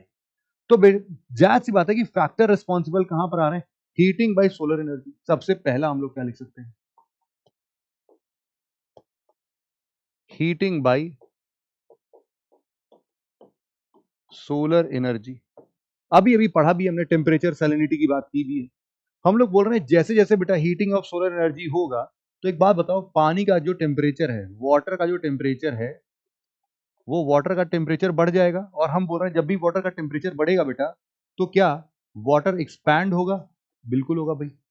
अगर वाटर एक्सपैंड होगा तो हम क्या बोल सकते हैं कि उसकी डेंसिटी जो है, डेंसिटी जो है वो कंपेरेटिवली कंपेरेटिवली कम हो जाएगी। बोल सकते हैं ना ये सब चीजें, ये तो बहुत ही कॉमन सी बात है। हवा के लिए भी यही बात हो रही थी और इसके लिए भी यही बात हो रही है। हम लोग बोल रहे हैं इसके अलावा अच्छा और क्या हो सकता है? हम बोल रहे हैं इसके अलावा सर दूसरे नंबर पर जरा लिख लो इस चीज को, इसी से मिलता जुलता। दूसरे नंबर पर हम लिख सकते हैं टेम्परेचर एंड सैलिनिटी। अभी अभी तो पढ़ा है कि सैलिनिटी चेंज हो सकती है वगैरह वगैरह। फिर तीसरी बात हम लोग लिखते हैं क्या? हवाएं कहां से बह रही, क्योंकि हवाएं ही हैं जो कि ऊपर से उनको धक्का दे दे के लेके जाएंगी। चौथी बातें तुम लिख सकते हो यहाँ पर विंड के अलावा। हम लोग बोल सकते हैं सर इसमें ना छोटकू मोटकू ही सही, लेकिन थोड़ा ग्रेविटी का भी काम आता है। और यहाँ पर एक बहुत ही शानदार चीज है बेटा, और उसको हम लोगों ने हमेशा से पढ़ा भी है, कोरियोलिस फोर्स। जैसे कोरियोलिस फोर्स विंड्स पर लगता था, वैसे ही same to same Coriolis force जो है वो वाटर पर भी लगेगा। अगर पानी एक दिशा में बह रहा है नदर्न हेमिस्फीयर में, तो वो अपने राइट हैंड साइड डिफ्लेक्ट कर जाएगा। और अगर वो सदर्न हेमिस्फीयर में बह रहा है तो वो अपने साउथ, सॉरी अपने लेफ्ट हैंड साइड में शिफ्ट हो जाएगा, अगर वो सदर्न हेमिस्फीयर में है। और सबसे बड़ी बात यहाँ पर एक और बात लिख सकते हैं हम लोग, क्या यहाँ पर हम लोग लिख सकते हैं इवोपोरेशन। अच्छा इवोपोरेशन जब लिखा है तो जाहिर सी बात है यार, यहाँ पर इवोपोरेशन के साथ साथ बारिश होगी उसका भी तो लिखेंगे। क्या? प्रेसिपिटेशन। बारिश हो चाहे इवोपोरेशन हो, दोनों से क्या होगा भाई साहब, यहाँ पर ओशन करंट का कुछ ना कुछ बातें तो यहाँ चलेंगी ही चलेंगी। अब यहाँ पर कुछ कुछ चीजें तुम्हें बड़े शानदार तरीके से समझनी है, बिना बिना ध्यान लूज किए बेटा, बिना ध्यान लूज किए जरा इस बात को समझना कि ये टाइप्स ऑफ ओशन वाटर। क्या बेटा? Types of ocean water. क्या है ये ओशन वाटर के दो टाइप्स? हम लोग बोलते हैं सर बहुत ही आसान, हम लोगों ने बचपन से पढ़ा है। एक को हम लोग बोलते हैं कोल्ड ओशन करंट और एक को बोलते हैं वार्म ओशन करंट। तो टाइप्स ऑफ ओशन करंट में हम सबसे पहले क्या लिख सकते हैं?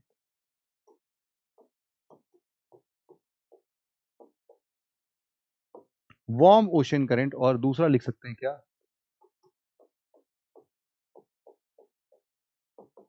Cold ocean current. Warm ocean current and cold ocean current. अब ये कैसे काम करती है जरा मैं तुम्हें बताता हूँ। Where do we call this a warm ocean current, और कहां पर हम लोग इसको कोल्ड ओशन करंट बोलेंगे, जरा समझते हैं। फिर से मैं वही बार बार एग्जांपल दे रहा हूं ताकि आप लोग को वो एग्जांपल रट जाए।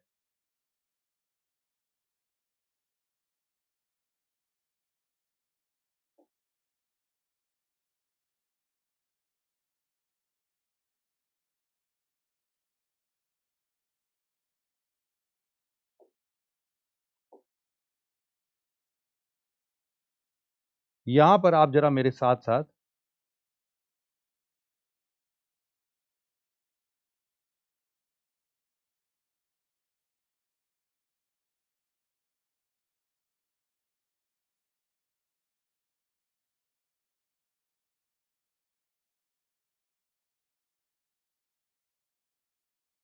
बनाते हुए चला करो।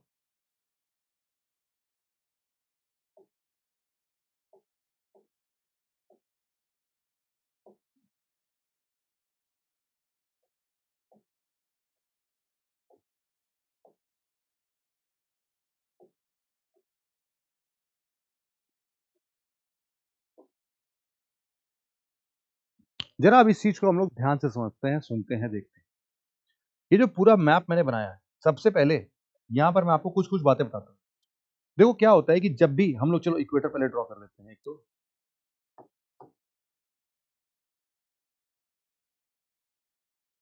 मानते हैं कि ये हमारा इक्वेटर है, तो इस इक्वेटर के हिसाब से अगर देखा जाए तो यहां पर चल रहे होंगे बेटा क्या, प्रिवेलिंग विंड्स चल रहे होंगे। प्रिवेलिंग विंड्स में जैसे कि इस रीजन में अगर बात करोगे तो इस रीजन में इस डायरेक्शन में टेम्परेचर आपको, मतलब कि ये सारा का सारा जो कोरियोलिस फोर्स है और ट्रेड विंड्स जो हैं वो आपको इसी डायरेक्शन में दिखेंगे ही दिखेंगे, इसमें कोई शक तो है ही नहीं। ये तो सब जगह पर यही बह रहे होंगे, तो पानियों में भी यही बह रहे होंगे, सेम टू सेम नीचे से भी इधर से आ रहा होगा।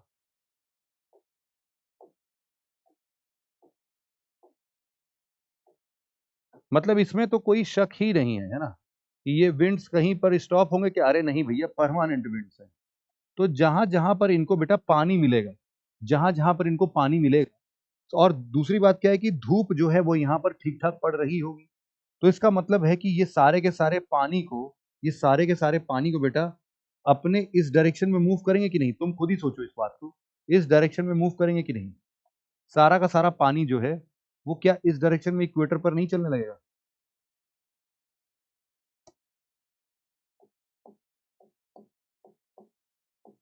सब का सब पानी जो है वो इस डायरेक्शन में चलेगा भाई, इधर से भी चलेगा भाई, कोई शक नहीं है इसमें, इधर भी यही होगा।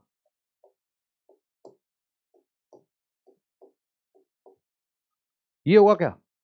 और जब भी यहाँ का पानी, जब हम देख रहे हैं इक्वेटर के पास का पानी बेटा क्या होगा, थोड़ा गर्म होगा, है ना, गर्म होगा। और गर्म मतलब ऊपर भी होगा थोड़ा, लेकिन ये वाला जो है वो यहाँ पर से घूम के इस साइड में जाना चाहता है भाई। इस साइड में अगर जाना चाहता है तो ये कहलाएगा क्या बेटा, वार्म करंट। ये क्या कहलाएगा, warm ocean current. These are the warm ocean currents, warm ocean currents. लेकिन कई बार ऐसा होता है कि यहीं से लौट के कुछ एक पानी जो है वो कोल्ड के फॉर्म में इधर भी आ जाता है, ऊपर से आ रहा है ठंडा। और दूसरी बात क्या है, मानो यहां से कोई करंट आ रही है, ये बिल्कुल ठंडी, इधर पोल साइड से नीचे की तरफ कोई आ रहा है एकदम ठंडा। तो ये सब जो करंट्स बह रहे होंगे ये सब क्या कहलाएंगे, हमारे कोल्ड करंट्स कहलाएंगे, कोल्ड करंट्स कहलाएंगे। तो समझ में आया? वार्म करंट, देखो कोल्ड करंट जो होता है, कोल्ड करंट हम लोग बोल रहे हैं कोल्ड करंट, ये basically they will mostly originates from the pole, originates from polar region. और सिमिलरली जो वार्म ओशन करंट्स हैं, जो वार्म ओशन करंट्स हैं, they basically originates from the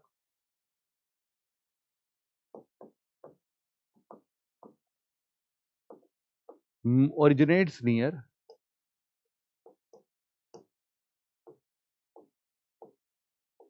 equator region. और ये दोनों जब आपस में भिड़ेंगे तो उसी हिसाब से फिर सारा का सारा टेम्परेचर वगैरह सब डिसाइड होगा। अब इसी तरीके से हम जरा दूसरी चीजों को भी हम समझते हैं। एक इसी से छोटा सा एक और मैं आपको एक फंडा और क्रिएट करके देता हूं, जो अभी इनफैक्ट हम लोग समझ भी रहे थे। अगर हम लोग इसको क्रॉस सेक्शन एरिया में जरा देखने की कोशिश करते हैं, है ना, क्रॉस सेक्शन एरिया में देखने की कोशिश कर रहे हैं। मान लेते हैं कि पानी जो है यहां तक अपना पूरा पानी जो है ओशन का बिल्कुल भरा हुआ है भाई।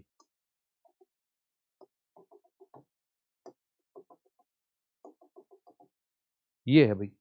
अब हमने बोला क्या, हमने बोला कि सर ये तो अभी अभी आपने बताया है कि फ्रिक्शनल ड्रैग तो होगा ही, यहां से जो पानी है वो ऊपर की हवाएं जो हैं वो उनको धक्का देंगी इसे, और ये फ्रिक्शनल ड्रैग शो करेंगे ही करेंगे, इसमें कोई डाउट ही नहीं है।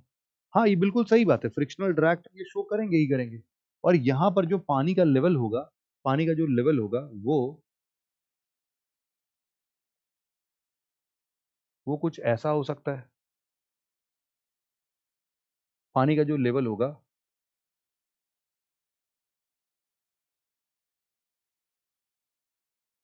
क्योंकि सारा का सारा पानी उधर खिसक जाएगा ना भाई, सारा का सारा पानी उधर खिसकेगा ही। तो हम लोग बोल रहे हैं कि इसके फ्रिक्शनल ड्रैग से सारा का सारा पानी इधर खिसक रहा होगा। तो इसमें एक चीज छोटा सा देखने को मिलता है बेटा, छोटा सा देखने को मिलता है कि इसी के जस्ट नीचे नीचे तुम देखोगे यहां पर ये जो ऊपर का पानी होगा। अब यहां पर ध्यान से देखना जरा, तुम्हारा ऊपर का पानी जो होगा बेटा वो इस डायरेक्शन में सारा का सारा शिफ्ट हो जाएगा। इस डायरेक्शन में क्या होगा भाई, शिफ्ट हो जाएगा। यहां पर सारा का सारा पानी ऊपर ऊपर जाके यहां पर पूरा बसने लगा, है ना। क्रॉस सेक्शन देख रहे हो तुमसे,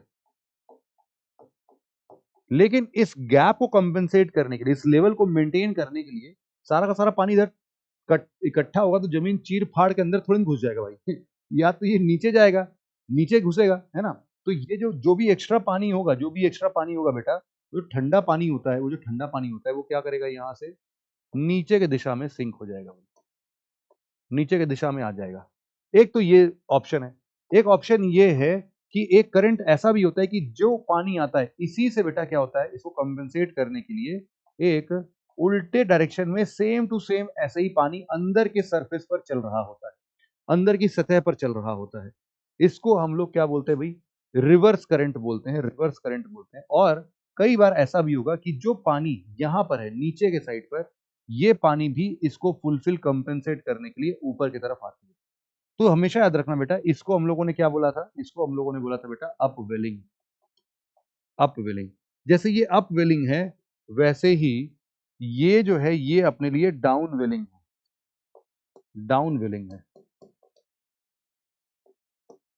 डाउनवेलिंग है। अगर हम ये बोल रहे हैं कि ये एक इक्वेटोरियल इक्वेटोरियल करंट अगर चल रहा है तो वहां पर हमारे लिए जो उल्टा हम लोग बोल रहे हैं कि ये हमारे लिए क्या है भाई, ये हमारे लिए बेटा है counter equatorial current. Counter counter equatorial current. और ये ऊपर से भी हम लोगों ने क्या देखा, ये हम लोग देख रहे हैं क्या, इक्वेटोरियल करंट। अब देखो इक्वेटर पर है तो जायज सी बात है ये क्या होगा, वार्म नेचर का होगा, तो वार्म इक्वेटोरियल करंट होगा ये। और दूसरा यहां पर क्या होगा, काउंटर करंट इक्वेटोरियल करंट भी देखने को मिलेगा। अच्छा एक बात सोचो, अच्छा यहां पर जब सारा का सारा गर्म पानी इकट्ठा हो जाएगा बेटा, तो यहाँ का तापमान बढ़ रहा है क्या, हमने बोला यस सर बढ़ रहा है। अगर यहाँ का तापमान बढ़ रहा है तो हम यहाँ पर एक कंडीशन डेवलप होता हुआ देख सकते हैं, कौन सा, हम लोग क्या यहाँ पर बोल सकते हैं कि ये लो प्रेशर कंडीशन होगा। बोल रहे बिल्कुल होगा सर, लो प्रेशर होगा, तापमान बढ़ेगा, यहाँ से हवा ऊपर उठेगा, तो सारा का सारा सराउंडिंग एयर जो है, सारा का सारा सराउंडिंग एयर बेटा सब यहाँ पर आएगा, सब जगह से सराउंडिंग एयर जो है वो यहाँ पर आएगा। और सारा का सारा सराउंडिंग एयर आके बेटा टकराएगा तो चीर फाड़ के पानी के अंदर तो घुसेगा नहीं, ये कहाँ जाएगा, हवाएं जो होंगी वो जायज सी बात है बेटा, जायज सी बात है, सब के सब क्या करेंगे, ऊपर की तरफ आएंगे। ऊपर की तरफ आएंगे बेटा, थोड़ी दूर तक आगे बढ़ेंगे। यहाँ पर चूंकि पानी की कमी तो है नहीं, तो यहाँ पर बहुत सारा क्या होगा, बादल बन जाएगा, प्रेसिपिटेशन हो जाएगा। और यही प्रेसिपिटेशन आगे चल के क्या होगा हमारे लिए, बारिश के फॉर्म में, यहाँ पर इस रीजन में बहुत बारिश होगी। तो हम जब भी बोल रहे हैं ये वार्म करंट इधर साइड में आएगा, लो प्रेशर कंडीशन बनाएगा, तो यहाँ पर क्या मिलेगा हमें, हॉट वाटर के चलते, ये हॉट वाटर के चलते यहाँ पर क्या मिल रहा है हम लोग को, अपराइजिंग, और यहाँ पर प्रेसिपिटेशन, मतलब कि यहाँ पर इस रीजन में क्या होगा बेटा, हैवी रेनफॉल होगा, हैवी रेनफॉल। अब यहां पर भी एक हमेशा याद रखना कि यहां पर भी एक ऐसा कंडीशन बन रहा है, एक ऐसा कंडीशन बन रहा है जिसको हम लोग बोलते हैं क्या, high pressure condition. High pressure condition में यहां पर विंड्स जो है वो यहां पर सिंक कर रही होंगी, यहां पर सिंक कर रही होंगी। ये चीज हमेशा याद रखना, दो चीज, मतलब इन्वायरमेंट का भी ख्याल रखना और तुम ओशन के अंदर क्या चल रहा है वो भी ख्याल रखना। इन सब का जो पूरा का पूरा फसाद है, जो पूरा का पूरा जड़ है, वो क्या होगा बेटा, वो होगा हमारे लिए एटमॉस्फेयर। अब आगे कभी हम लोग जब अपने मेन लेक्चर की बात करेंगे तो मैं तुमको पढ़ाऊंगा इसी से रिलेटेड, एल नीनियो, ला नीनिया, और तुम्हें बहुत सारे मतलब जूलियन ऑसिलेशन और बहुत सारी चीजें हैं, हम लोग उसको समझेंगे। उसका ओशन वाटर्स पर क्या प्रभाव पड़ता है, इंडियन ओशन पर क्या प्रभाव पड़ता है, वो सब भी बातें हम लोग करेंगे। तो अभी तो हमारे लिए क्या है ये, हमारे लिए तो भाई अभी ये पैसिफिक ओशन है, हमारे लिए अभी तो ये क्या है, ऑस्ट्रेलिया टाइप का है कुछ, हमारे लिए अभी ये क्या है, ये हमारे लिए साउथ अमेरिका टाइप का है कुछ, और ये हमारे लिए भाई साहब क्या है, अटलांटिक ओशन टाइप का है,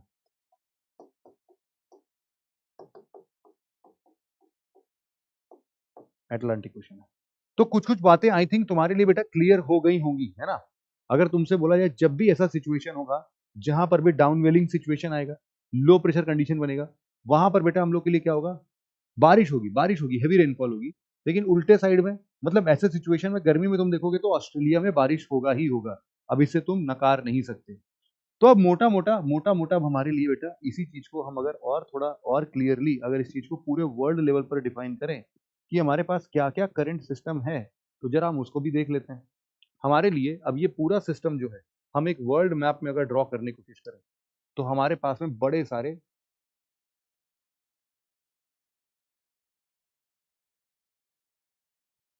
तो आप लोग भी साथ साथ बना सकते हैं,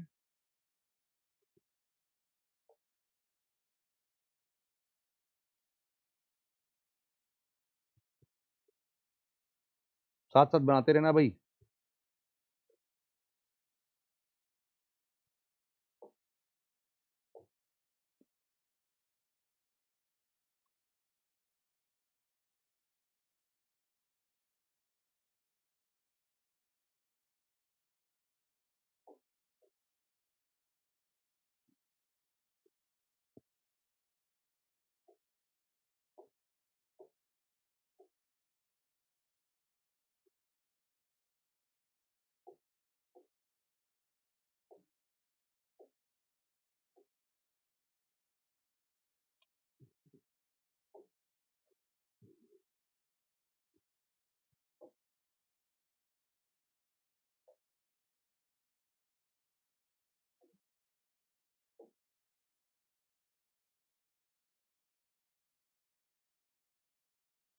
ऐसा कुछ आप डायग्राम बना लेना भाई।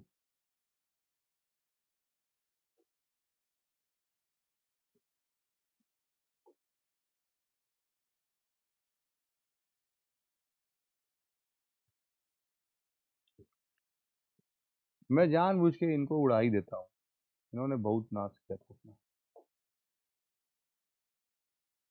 ठीक है भाई, चलो इसके बेसिस पर तुम लोग को काफी सारी चीजें समझ में तो आ ही जाएंगी।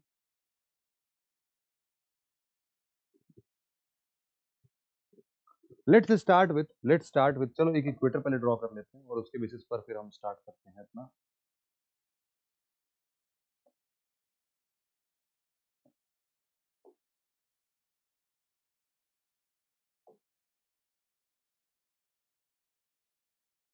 ठीक है भाई, हमारे लिए जो वार्म ओशन करंट है भाई वो यहां से निकल रहा है,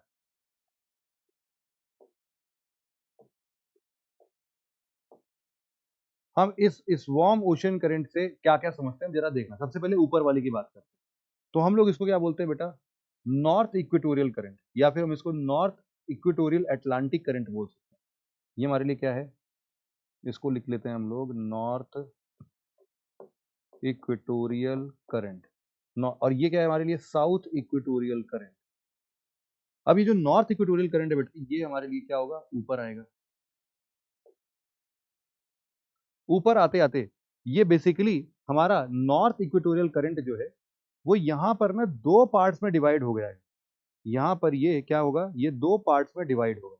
कैसे कैसे, जरा यहां पर ध्यान देना। जो ऊपर है बेटा, यहां पर तुमको अगर पता हो तो यहां पर हमारे पास में क्या बसते हैं, क्यूबा और ये बड़े सारे आइलैंड्स, है ना, ये सारे, ये वेस्ट इंडीज वाले हैं। तो यहां से बेटा ये करंट जो है वो दो टुकड़ों में डिवाइड हो जाता है। यहां से ये दो टुकड़ों में डिवाइड हो जाता है और जो आगे चल के फिर मिल जाता है। तो इन सभी के अब अलग अलग नाम हैं एक्चुअल में, है ना। तो तुम कंफ्यूज मत होना, कंफ्यूज मत होना, तुम देखना इस चीज को कि तुम्हारे लिए सबसे पहले, वैसे देखा जाए तो जो निचला वाला हिस्सा है वो कई बार ऐसे भी आता है कि जो आपके लिए साउथ इक्वेटोरियल करंट है, यहां पर मैं उसका जो नाम है वो थोड़ा सा बदल देता हूँ। इसका भी कुछ हिस्सा जो है वो भी ऊपर की तरफ आता है और बेसिकली वो यहां पर पहुंचता है। और जो नॉर्थ इक्वेटोरियल करंट का हिस्सा है, नॉर्थ इक्वेटोरियल करंट का हिस्सा है, वो भी ऐसे जाता है और ये ऊपर की दिशा में निकल जाता है। तो ये दो करंट्स आपको यहाँ पर देखने को मिले। तो जो नीचे वाला हिस्सा बेटा, इसको हम लोग क्या नाम देते हैं, इसको हम लोग बोलते हैं कैरिबियन करंट। क्या बोलते हैं भाई, कैरिबियन करंट, कैरिबियन करंट,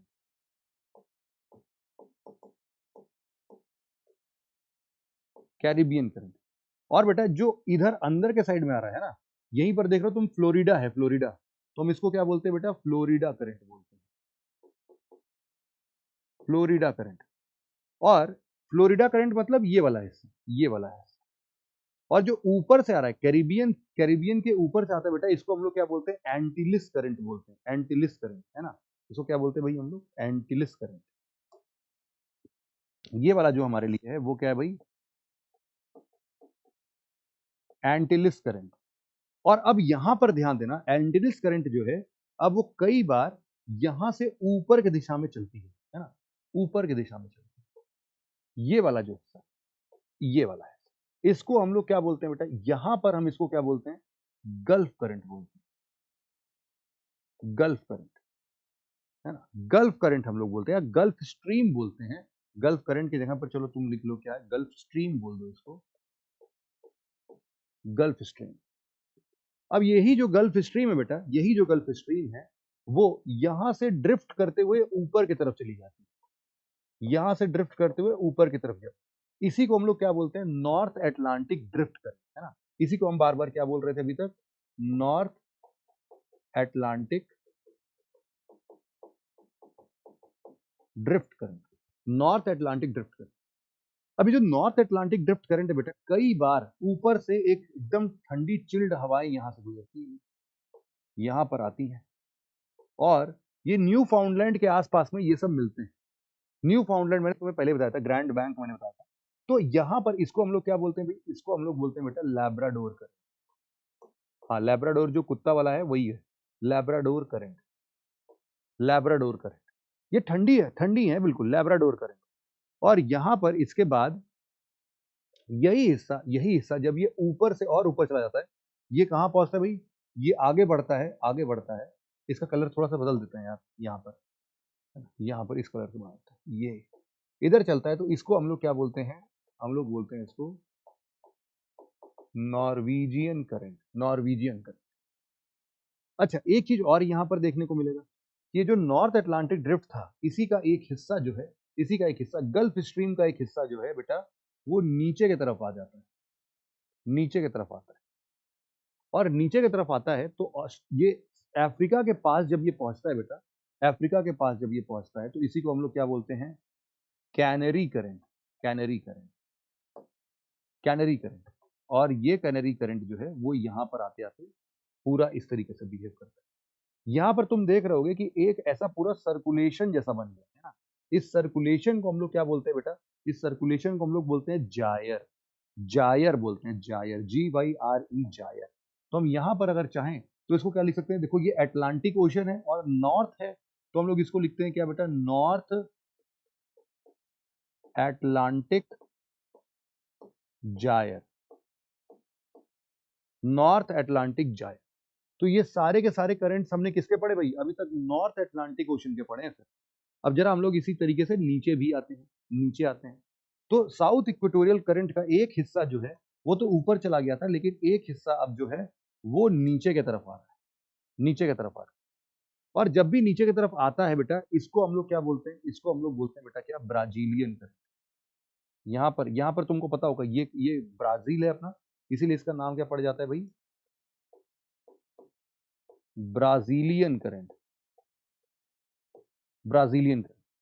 अब याद रखना कि ये जो ब्राजीलियन करंट है बेटा, ये लगभग लगभग जब 60 डिग्री के आसपास चलता है ना, जब 60 डिग्री के आसपास चलता है, तो यहीं पर इसका वेस्टर्लीज का प्रभाव आ जाता है। और जब वेस्टर्लीज का प्रभाव आता है, तो वेस्टर्लीज से ये इधर साइड में ड्रिफ्ट होगा। क्या होगा भाई, इधर साइड में ड्रिफ्ट होगा। वेस्टर्लीज का ऐसा ऐसा चलेगा ना, westerlies, west west to east, तो वो ऐसे ऐसे जब चल रहा होगा, वेस्टर्लीज की बात हम लोग कर रहे हैं, तो वेस्टर्लीज जो है पूरा का पूरा, ऊपर जो है हमारा वेस्टर्लीज ऐसे चलता है और नीचे भी ऐसे चलता है, ऐसे ऐसे, है ना, ऐसे। तो हम बोल रहे हैं कि ये वाला करंट भी इधर घूम जाएगा भाई। तो हम बोल रहे हैं इसी तरीके से ये जो करंट है ये धीरे धीरे नीचे आते आते भैया ठंडा हो जाएगा ना, ठंडा हो जाएगा और ये आगे चलेगा। तो हम इसको क्या बोल रहे हैं, ये हमारे लिए है west wind drift, west wind drift, west wind drift. अब इस तरीके से यहां पर इसको थोड़ा ज्यादा ही लंबा बना दिया मैंने,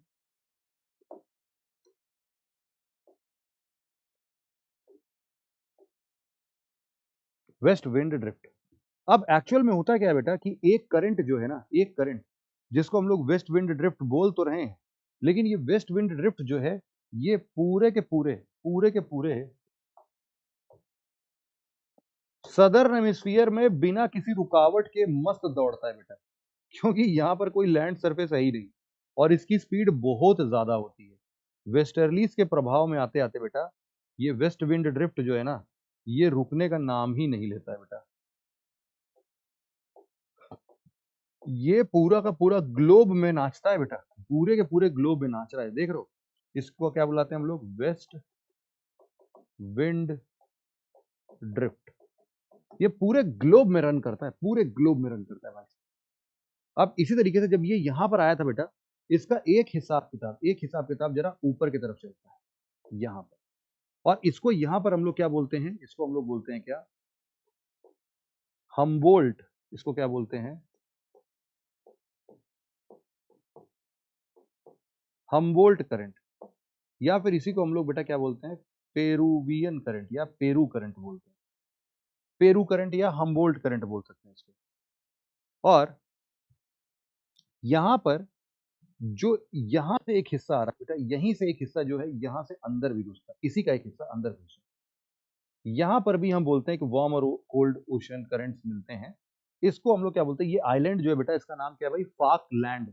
तो इसीलिए हम इसको भी क्या नाम देते हैं, इसको भी हम नाम दे देते हैं क्या, Falkland.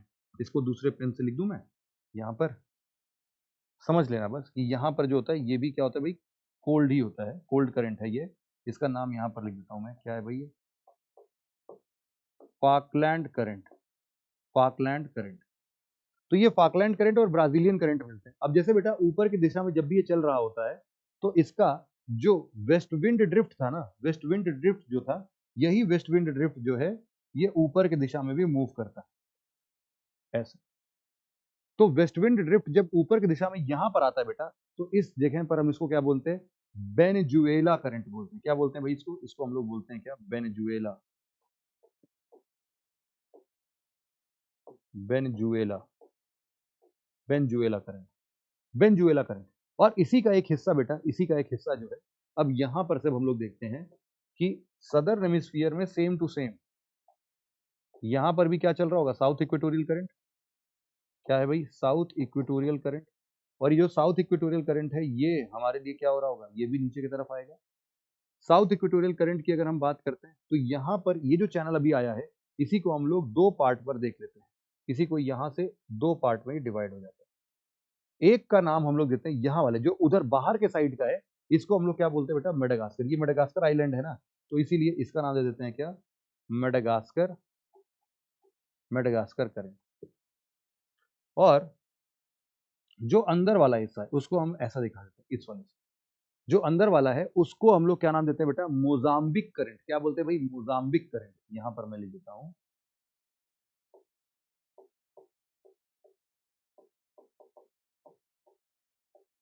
Mozambique current, Mozambique current. ठीक है भाई। अब इसके बेसिस पर यहां पर, अब इसके जस्ट ऑपोजिट साइड में अगर तुम देखोगे तो यही वाला हिस्सा, अब ये जाके बेटा फिर से वही क्या हो रहा है, ये भी अपना वही ड्रिफ्ट में अपना बनता जाएगा। और यहां से ये फिर जब ऊपर उठता है, जब ये फिर ऊपर उठता है तो यहां पर क्या बनाता है, western Australian current, waste Australian current. तो हम लोग इसको क्या बोलते हैं, waste Australian current, waste Australian current. Similarly अब इसके जरा हम लोग ऊपर की अगर बात करते हैं तो ऊपर भी यहां पर हम लोग के लिए नॉर्थ इक्वेटोरियल करंट चल रहा होगा भाई। ये क्या हमारे लिए, नॉर्थ इक्वेटोरियल करंट। ये नॉर्थ इक्वेटोरियल करंट बेटा क्या होता है, कई बार ना ये अपना डायरेक्शन बदल देती है वैसे तो ही। कई बार ये ऐसे भी चलती है, हाँ, और कई बार विंड जो है ना, विंड जो है ये उल्टा चलने लगता है। तो जब भी विंड उल्टा चलता है बेटा, तो इसका डायरेक्शन जो है ना वो बदल जाता है। कई बार ऐसे चल रही है, लेकिन कई बार ये ऐसे ऐसे भी चलने लगती है, इस डायरेक्शन में भी चलती है। तो ये विंड के ऊपर है कि विंड कैसे चल रहा है। तो नॉर्थ इक्वेटोरियल करंट यहाँ पर हम लोग लिख सकते हैं। अब बात करते हैं बेटा कहाँ की, पैसिफिक ओशन की। पैसिफिक ओशन, तो पैसिफिक ओशन में भी यही सेम चीज क्या है भाई, पैसिफिक ओशन में भी यहाँ पर क्या, नॉर्थ इक्वेटोरियल करंट है। नॉर्थ इक्वेटोरियल करंट ये भाई साहब ऊपर की तरफ चल रही है। नॉर्थ इक्वेटोरियल करंट जो है जैसे जैसे ऊपर की तरफ चलती है बेटा, इसको हम लोग क्या बोलते हैं, इसको हम लोग बोलते हैं क्या, जापान के पास जब ये पहुंच रही है, इसी को हम लोग बोलते हैं कुरोशियो करंट, कुरोशियो करंट। और ऊपर से अगर तुमको पता है तो ऊपर से एक ऐसी ही ठंड यहां पर भी आती है, इसको हम लोग क्या बोलते हैं, ओयोशियो, ओयाशियो करंट, ओयाशियो करंट। अब ये जो कुरोशियो करंट है, कुरोशियो करंट, ये कुरोशियो करंट यहां से इसमें भी एक क्या होता है बेटा, ड्रिफ्ट देखने को मिलता है, क्योंकि ये भी अब वेस्टर्लीज के प्रभाव में आती है। तो ये भी क्या करेगी, वेस्ट पैसिफिक, इसको क्या बोलते हैं, वेस्ट नहीं, मतलब इसको क्या लिख सकते हैं, नॉर्थ पैसिफिक ड्रिफ्ट लिख लेते हैं। इसको लिखते हैं हम लोग क्या, नॉर्थ पैसिफिक ड्रिफ्ट। और ये जो ड्रिफ्ट उधर गई है बेटा, तो जाहिर सी बात है पहुंचेगी कहां पर भैया, ये पहुंचेगी तुम्हारी यहां पर। तो यहां पर एक करंट जो है वो ऐसे घूम जाती है, और एक करंट जो है वो नीचे की तरफ चली जाती है। जब यहां पर आ रही होगी ये करंट, तो यहां पर ये करंट जो है ऊपर के साइड में जब जाती है तो ये वार्म करंट जैसे बिहेव करती है। इसी को हम लोग बोल देते हैं क्या, अलास्कन करंट, अलास्कन करंट। और यही जब नीचे की तरफ आती है तो it almost behave like a cold current. इसको हम लोग बोलते हैं क्या, कैलिफोर्निया करंट, कैलिफोर्निया करंट है भाई। कैलिफोर्निया करंट याद रहेगा भाई तुम्हें सब चीज, बस इतना ही है और क्या।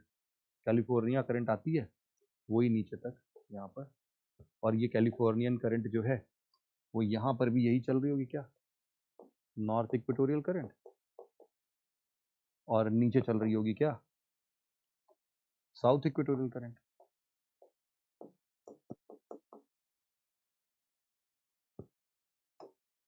साउथ इक्वेटोरियल करंट यहां से भी कर लेते हैं भाई। इधर वाला क्या होगा, यही साउथ इक्वेटोरियल करंट जो है नीचे की तरफ आएगी। ये ऑस्ट्रेलिया, ऑस्ट्रेलिया के साइड में जब पहुंच रही है तो हम लोग क्या लिख रहे हैं भाई, इसको, इसको हम लोग ऑस्ट्रेलिया के साइड भी यही बताते हैं। और इसको हम लोग क्या बोलते हैं, ईस्ट ऑस्ट्रेलियन करंट बोल देते हैं, है ना। ये लिख रहा होगा, ये दिख रहा होगा। ये हमारे लिए क्या कहलाएगी भाई, इसको हम लोग क्या बोल देंगे,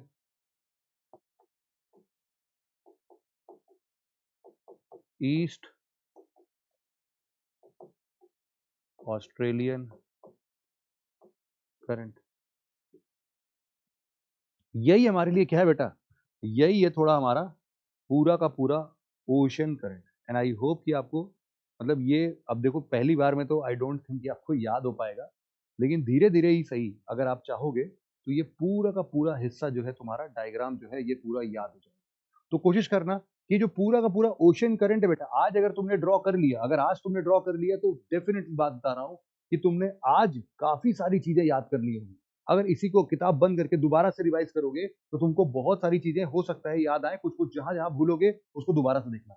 इस डायग्राम को आज तुम लोग कम से कम 3 से 4 बार अगर प्रैक्टिस कर लोगे, अगर आज कर लिया 2-3 बार, फिर एक हफ्ते बाद कर लेना, एक हफ्ते बाद एक बार फिर कर लेना, तो तुमको काफी सारी चीजें तुम्हारे जेहन में इस तरीके से बैठ जाएंगी, तुम कभी भूलोगे नहीं इन सब चीजों को। कौन सी कोल्ड करंट है, कौन सी वार्म करंट है, ये तुम्हें याद करने की जरूरत नहीं पड़ेगी। ये अपने आप तुमको रियलाइज हो जाएगा कि अच्छा इस डायरेक्शन में आई है तो कोल्ड करंट होगी, इस डायरेक्शन में आई तो वार्म करंट होगी। कुछ कुछ चीजें हम लोगों ने बहुत स्पेसिफिकली पढ़ा है, लेकिन वही है, इसको हम और डिटेल में अपने एडवांस क्लासेस में पढ़ सकते हैं, है ना। यहाँ पर हम लोग इसको देखेंगे। ठीक है, तो आई होप कि आपको भाई साहब ये पूरा का पूरा जो चैप्टर समझ में आया है, ओशन वाला, ओशनोग्राफी वाला, ये भी अच्छे से समझ में आ गया। सैलिनिटी और टेम्परेचर का वेरिएशन आपको समझ में आ गया होगा। और लास्ट में मैंने बोला था कि आप सभी लोगों के लिए एक मैसेज होगा मेरे हिसाब से। तो बेटा एक छोटा सा मैसेज आप सभी लोगों को मैं देना चाहूंगा। ये पूरी सीरीज जो है ना, ये पूरी सीरीज जो है, ये मतलब आप लोग से कनेक्ट करना मेरे लिए शायद बहुत सौभाग्य की बात होती है। और जब भी मैं आप लोगों के साथ में कनेक्ट करता हूँ तो मुझे भी मतलब बेहद खुशी मिलती है इस चीज के लिए, है ना। यहाँ पर हम लोग मतलब सिंपल सी बात बताता हूँ मैं, जैसे कई सारे लोग हैं ना, बहुत बार क्या होता है डिस्ट्रैक्टेड फील करते हैं। उनके लिए बस मैं एक ही बात बोलना चाहूंगा बेटा, कि इस एग्जाम के लिए दो ब्रह्मास्त्र हैं। इस एग्जाम के बेटा दो ब्रह्मास्त्र हैं। एक है हमारे लिए परसिस्टेंट एफर्ट। परसिस्टेंट एफर्ट जो है ना, परसिस्टेंट एफर्ट जो होता है हमारे लिए, परसिस्टेंट एफर्ट जो है हमारे लिए, वो हमारे हमें क्या सिखाता है, हमें सिखाता है कंसिस्टेंसी। आप पढ़ने में कमजोर हो ना, एवरेज हो ना, चलेगा, लेकिन क्या आप मेहनती हो, मेरे काम के हो, यूपीएससी के काम के हो। तो यूपीएससी हमेशा चाहता है कि ऐसा कोई भी इंसान जो कि अपने प्रिपरेशन में कंसिस्टेंट रहे, वो इस एग्जाम को ज्यादा अच्छे से क्लियर कर ले। और कंसिस्टेंसी के साथ साथ अगर आप लोगों ने बेटा अपना स्मार्ट वर्क ऐड कर दिया, ये स्मार्ट वर्क आपको एक नई ऊंचाइयों ऊपर लेके जाएगा। जो 10 लाख लोग फॉर्म भरते हैं ना इसके लिए, और उसमें सिलेक्ट सिर्फ 1000 होते हैं, तो उनके पास एक कॉमन अप्रोच है ये दोनों, कंसिस्टेंसी और स्मार्ट वर्क का। अगर आप आलसी हो ना, तो कई बार आलसी कई बार ना अच्छे काम कर जाते हैं। कैसे पता है? बिकॉज दे नो कि किसी काम को जुगाड़ू रूप से जल्दी कैसे करना है, कम मेहनत पर ज्यादा रिजल्ट कैसे लेके आना है, वो चलेगा। लेकिन अब शुरुआत से ये एटीट्यूड नहीं होना चाहिए। अभी जैसे मैं कई बार आप लोग को देखता हूँ, आप लोग बोलते हो सर सिर्फ इतना पढ़ने से हो जाएगा क्या, सिर्फ इतना पढ़ लूँ तो अब इससे ज्यादा तो नहीं पढ़ना पड़ेगा। अगर तुम पहले ही रिलक्टेंट हो जाओ कि नहीं नहीं नहीं नहीं नहीं हम तो पढ़ेंगे ही नहीं यार, हम पढ़ेंगे ही नहीं, छोटा काम बताओ सर, इतना कौन पढ़ेगा, हमारे बस का नहीं है, तो कभी भी तुम्हारा सिलेक्शन होना बहुत मुश्किल होगा, बहुत मुश्किल होगा। इसीलिए always try to find a solution with consistency and smart. Smart work का मतलब ये नहीं है कि तुम इस बात पर टेंशन लो कि अच्छा इसको नहीं पढ़ना पड़ेगा, सिर्फ इतना ही पढ़ूं। नहीं नहीं नहीं, पढ़ने से मत भागो कभी भी। जो पढ़ने को मिले उसको पढ़ो। अभी तुम लोग गलतियां करोगे, never never ever fear from committing mistakes. बेटा जितने भी फेमस लोग, कोई भी फेमस लोग, कोई भी फेमस एक भी इंसान का नाम ले सकते हो जो कि बिना फेलियर के सीख गया हो। Then why you are fearing from the failure. बेटा गिरोगे तभी तो उठोगे, और गिर के उठने वाले को, बात समझ में आ रही है? तो इसीलिए हम लोग बोल रहे हैं कि देखो, एफर्ट करो, कंसिस्टेंट एफर्ट करो। अभी तुम्हारे लिए ये जो हमने ज्योग्राफी आज वाइंड अप किया है, और अगर तुमने आज वाइंड अप कर लिया ज्योग्राफी, सबसे पहले मेरी तरफ से बेटा अपने पीठ पर ऐसे ऐसे 2-3 बार क्या करना, शाबाशी दे देना, वेल डन बोलना अपने आप को। और मेरे तरफ से एक प्यारा सा कैडबरी का ना चॉकलेट खा लेना, चॉकलेट खा लेना, बढ़िया है। या फिर जो भी तुमको पसंद है भाई चॉकलेट। कभी मिलोगे मुझसे अगर, तो बोल देना कि सर आपके कहने के अनुसार मैंने ना चॉकलेट खाया था, उसका पैसा लाओ। तो अभी तो मैं सबको नहीं दे सकता हूँ, और मुझे पता भी नहीं है कितने लोग इसको देख रहे हैं, बट कभी भी मिलोगे, है ना? तो मेरे हिसाब में लिख लेना उसको कि शिवम सर का इतने रुपए का चॉकलेट का पैसा बाकी है। नेक्स्ट टाइम मेरी आपकी जब भी जिस भी दिन मुलाकात होगी, आई प्रॉमिस कि मैं आपको वो रिटर्न करूंगा। वो मेरी जिम्मेदारी है। अब मैं ऐसे दे नहीं सकता हूँ इसीलिए एक कोई मैकेनिज्म नहीं है। हमें कभी ना कभी, और मैं तो चाहता हूँ यार कि आप लोग सिलेक्शन लो, मैं आपके पास खुद आऊं या फिर आप कैसे भी करके मुझसे मिलो। मेरे लिए शायद उससे बड़ा मूवमेंट कोई भी नहीं होगा, उससे बड़ा मोमेंट कोई नहीं होगा, उससे बड़ा सपना कोई नहीं होगा। तो मेरे लिए सब कुछ आपके सिलेक्शन पर डिपेंड करता है। तो आप मेहनत करिए, स्मार्ट वर्क करिए बेटा, और सिलेक्ट होइए इस एग्जाम में। 1 साल, 2 साल, 3 साल, 4 साल, 5 साल, जो भी टाइम लगता है, लगने दो। बट कंसिस्टेंट रहो अपने एफर्ट में। सारा एफर्ट अभी मत झोंक देना, क्योंकि बाद में थक जाओगे, फिर बाद में नहीं कर पाओगे। तो आराम-आराम से पढ़ो अभी, जल्दीबाजी करने की ज़रूरत नहीं है। लेकिन gradually make the difference. Difference समझ में आना चाहिए आपको। अंदर ही अंदर कॉन्फिडेंस बढ़ते रहना चाहिए कि यस मैं कर लूँगा, यस मैं कर लूँगा। तो जब-जब तुम, जैसे तुमने देखा नहीं होगा अनिल कपूर का बहुत ही फेमस लोग ट्रोल करते हैं कि अनिल कपूर जब भी कोई एक्शन करने जाता है ना, या फिर कोई भी सीन करने जाता है, कोई मूवी में एक्टिंग करने जाता है, तो बैठ-बैठ के वो ना सबसे पहले क्या बोल रहा होता है पता है? Yes I am the best, I am the best, yes I am the best. तो वही आज तुम्हें भी बोलना है, yes I am the best. तो नीचे कमेंट सेक्शन में 2-3 बार इस बात को ज़रूर से लिखना कि yes I am the best and I will do it, I will make it. Yes, I am the best and I will clear this exam. Yes, I am the best and I will make everyone including myself proud. तो ये चीजें मुझे नीचे comment section में आप लोगों से promise चाहिए कि आप ये बात कर रहे हो। यही छोटा सा मैसेज मुझे आप सभी लोगों को ये लास्ट में देना था। एंड आई होप कि आपकी इस पूरी ज्योग्राफी की जर्नी में आपको काफी हेल्प मिली होगी और आपके ज्योग्राफी की अंडरस्टैंडिंग जो बेसिक लेवल की है वो भी बहुत स्ट्रांग हुई होगी। नेक्स्ट जब भी हम लोग मिलेंगे तो हम लोग कुछ और मजेदार एडवांस लेवल की बातें करेंगे। आज के और अभी के इस पूरे सेशन, इस पूरे सीरीज में मेरा और आपका साथ यहीं तक था। हम लोग जरूर आगे किसी और सीरीज में मिलेंगे। सो तब तक के लिए जय हिंद। आप सभी का बहुत बहुत धन्यवाद इस पूरे सीरीज के साथ जुड़ने के लिए। बहुत बहुत आभार, बहुत बहुत शुभकामनाएं मेरी तरफ से। Thank you very much for listening it very patiently friends. Have a nice day, take care and bye bye.